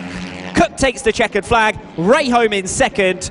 The early race leader eventually ceding the position and unable to get back past. 3rd will go to Richard Holmes-Williams. And then Will Howarth an isolated 4th place. Holmes-Williams in the end 10 seconds back from the top 2. Will Howarth a similar distance in arrears of Holmes-Williams, 8 seconds in the end. 19 seconds back from the winner. It was very much 2 fights in 1, but the latter of them, between Will Howarth and Brandon Payne, was determined when the number 23 came down off 180 in the latter stages of the race, leaving us to focus on the battle between the top 2. And this time at least, it's championship leader Max Cook who takes race 1 in the Pit Bike Open category of this 2017 Cool Fab Racing British Mini Bike Championship. And what a fantastic race it was. Thank you very much, Alex Raby, for commentating on that. You can go get your breath back now for a few moments. And yeah, it certainly did live up to all the anticipation and all the hype that I gave it, thank God. Yes, another 2 races coming up tomorrow. But that was the recorded race that was filmed and that you'll be able to watch back in all its epicness, I suppose, later in the week. This is Cool Fab Racing. Hello and welcome if you're tuned in live online. Welcome. 2 more races coming up before the end of the day. AC40 Pro race number 1 coming up next. And then the Mini F1 sidecars. That's on the way. The original and best British championships for mini bikes. This is Cool Fab Racing.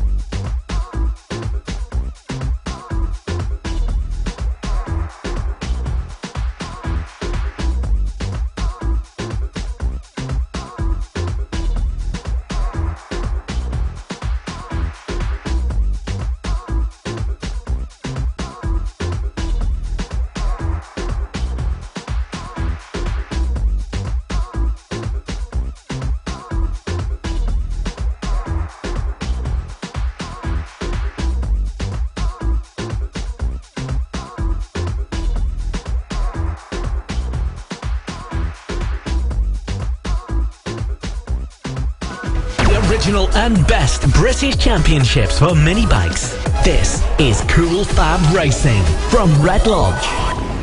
And it's suddenly turned moderately sort of sunny. The sun's certainly trying to break through the clouds anyway, and we are at the time where it's the penultimate race of the day. The AC40 Pro category are just taken to the grid, ready for the lights now, and it's Ollie Walker who will start on pole position, and you'll hear the commentary by Alex Raby. The penultimate race of the day is race 1 in the AC40 Pro category. Championship led by Ross Maguire on 210 points. He's got a comfortable series lead of 37 over Eddie O'Shea, but O'Shea starts directly in front of him here on P6, and several riders who don't seem to be close to the top of that championship fight start in front of them. Ollie Walker, the pole sitter, 4th in the series standings. Casey O'Gorman alongside him, making a rare appearance in this AC40 Pro. Dylan Mellor and Ryan Hitchcock on the second row. Johnny Garnes and Eddie O'Shea, the two pursuers of Ross Maguire in the series standings, comprise the third row of the grids. Not a great start at all from Casey O'Gorman there from P2, but he's trying to fight his way back through, down the inside, around centre and onto the infield section. As I said, Ross Maguire and Eddie O'Shea are the two key riders in terms of the championship. O'Shea, by my reckoning, is already up to 5th position from 6th on the grid. And Johnny Garnes, Ross Maguire and Eddie O'Shea are the three closest riders in terms of the championship fight in the AC40 Pro category, with a bit of a gap behind them to Ollie Walker. Walker with pole position in prime position this weekend to try and make up some ground on those three riders I just mentioned, particularly as the best of them only made it onto the third row of the grid. Close fight for top spot between Ollie Walker and Johnny Garnes, who swiftly made his way through from P5 and up to 2nd position. Walker leads it then from Garnes in 2nd, Dylan Mellor in 3rd, Casey O'Gorman in 4th position, and we've got two fallers on the infield section, and two of the riders in the top 10 of the race as well. At a first glance it looked pretty dramatic, but both of them are up to their feet, which is the first priority, and typifying the spirit of these young racers back on board their machines as well. So the race continues. Ollie Walker out in front, Johnny Garnes in 2nd, Casey O'Gorman promoted by that spill up to 3rd position, and Eddie O'Shea moving up to 4th. Garnes in all of that chaos passing Ollie Walker, so we have a new race leader, and it's the rider who sits 3rd in the championship standings. His best result of the season so far was a 56-point haul here at Red Lodge at round number 2, and Garnes looking set for more big points hauls this weekend. Casey O'Gorman in 3rd position, seems to be closing on Ollie Walker. Eddie O'Shea in 4th position, 7/10 of a second behind, but he's got his own things to worry about, because Ross Maguire is right on his tail. From 8th position, already up to 5th. How much further can the championship leader get?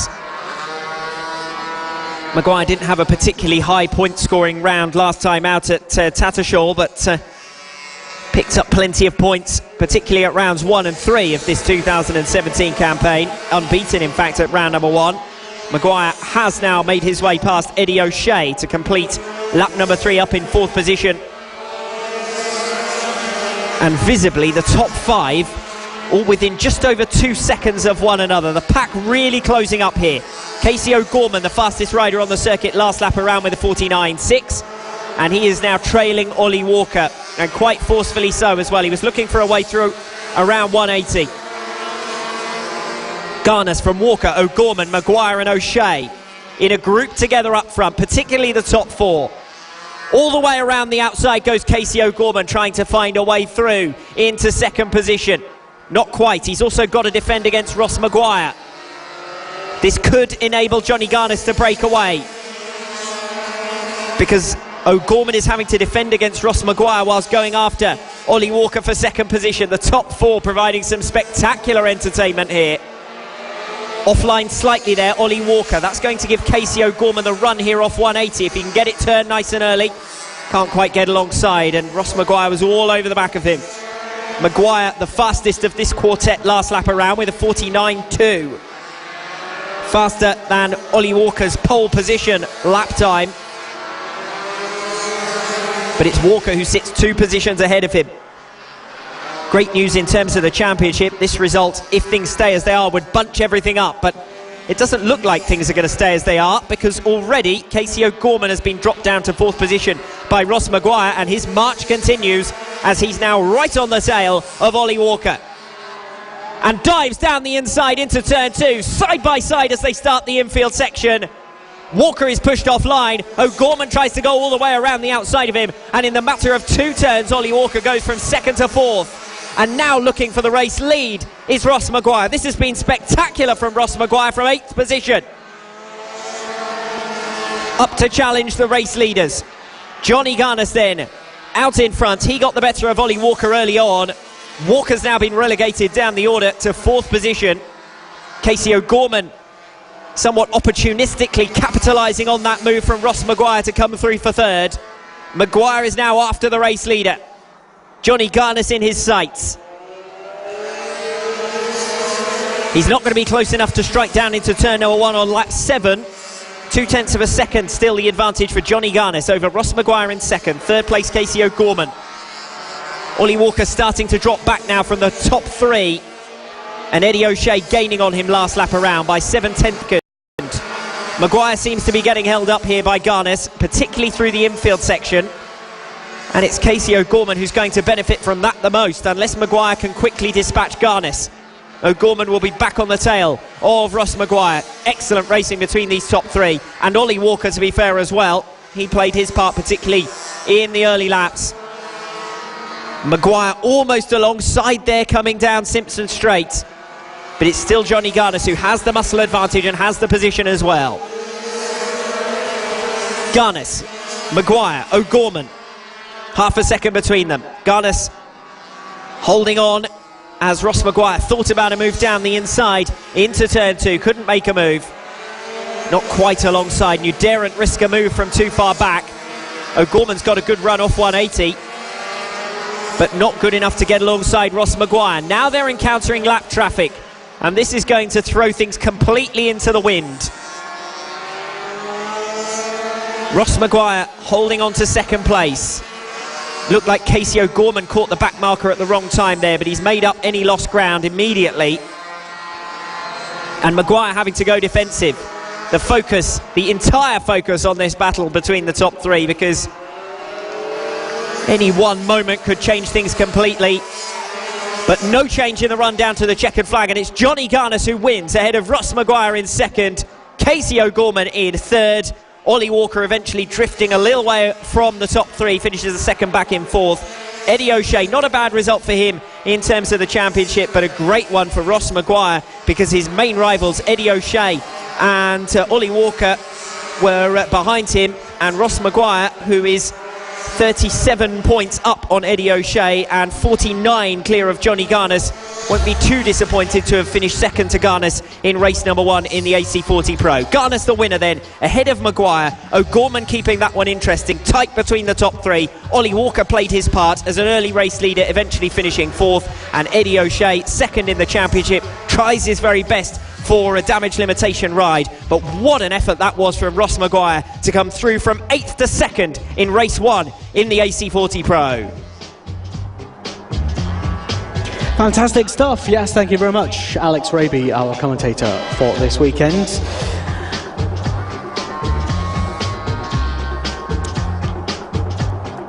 That really was a great race in the AC40 Pro, race number 1, and so that leaves us just with one more race to go this afternoon. The Mini F1 sidecars are coming on track next. This is the Cool FAB-Racing British Mini Bikes Championship, the official partner series to the BSB.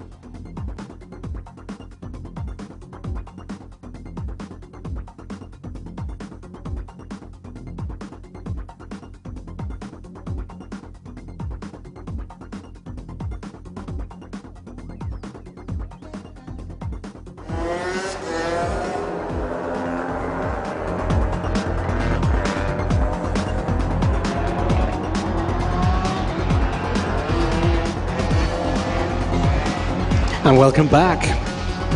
Well, a couple of thousand people tuned in online. That's not bad for our little modest radio stream. It is Cool Fab Racing, and a big welcome if you are experiencing the Mini Bikes Championship for the first time on our web stream.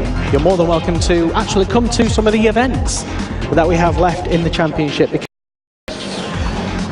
They are free to attend, and you'll get to see some fantastic mini F1 sidecars, which are coming up right now.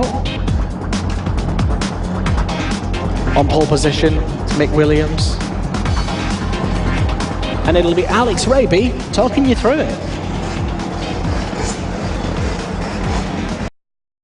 Race 1 here at round 5 of the 2017 Cool Fab Racing British Mini Bike Championship.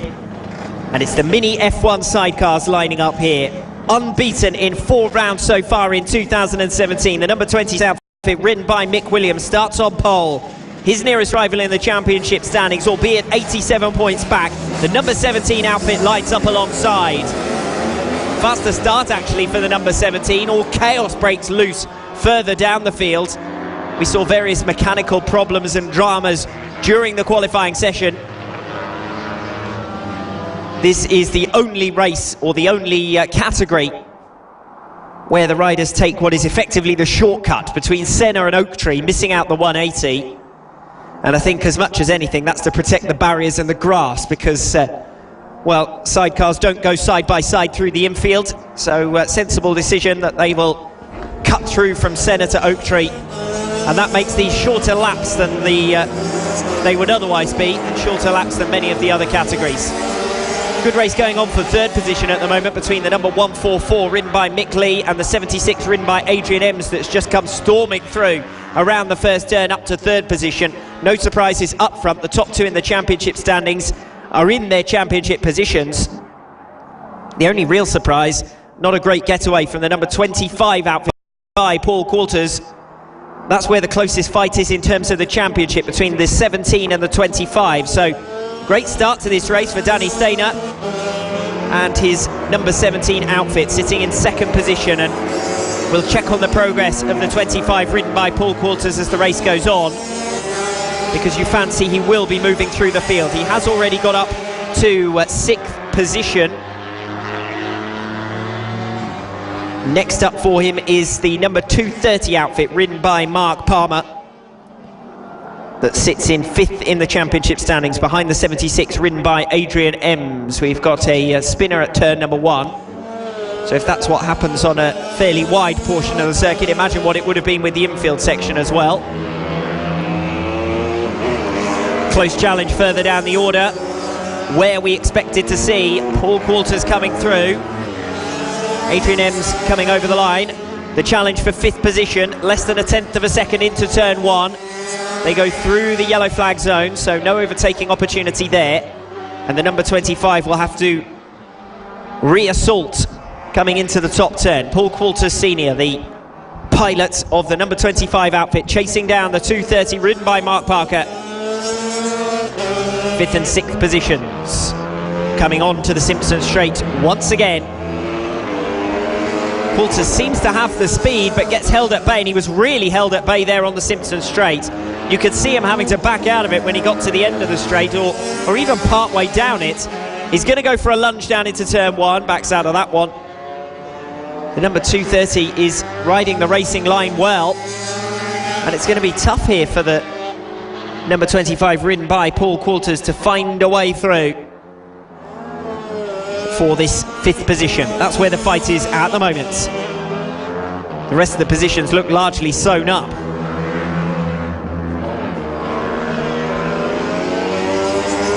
Again, coming down the far side of the circuit, the number 25 closing on the 230, but can't get there. Lap traffic could aid them,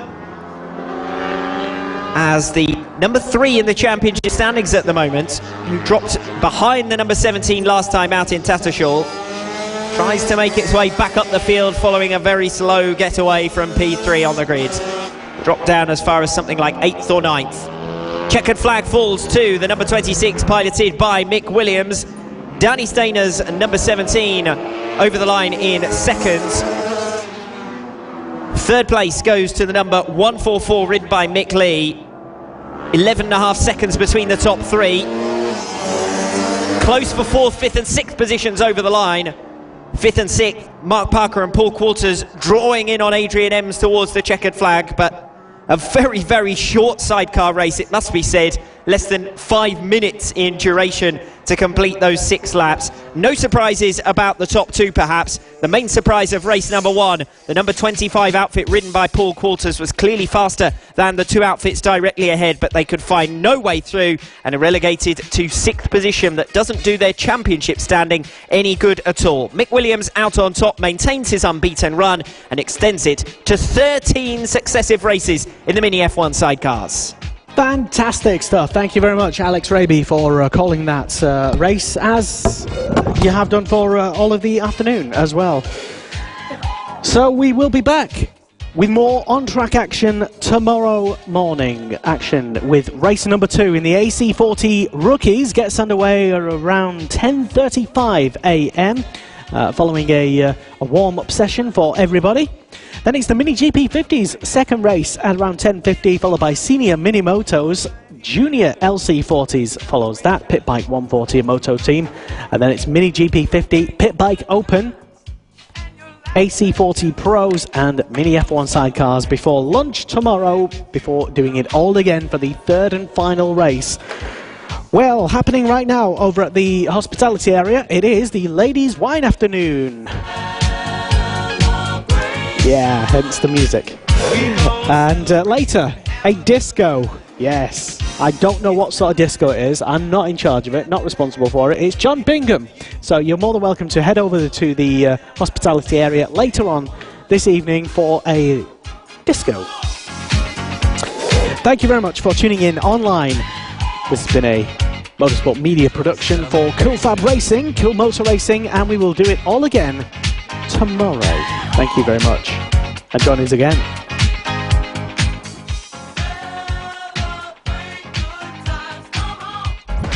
The Cool Fab Mini Bike Championships, live from Red Lodge. The original and best British championships for mini bikes. This is Cool Fab Racing from Red Lodge.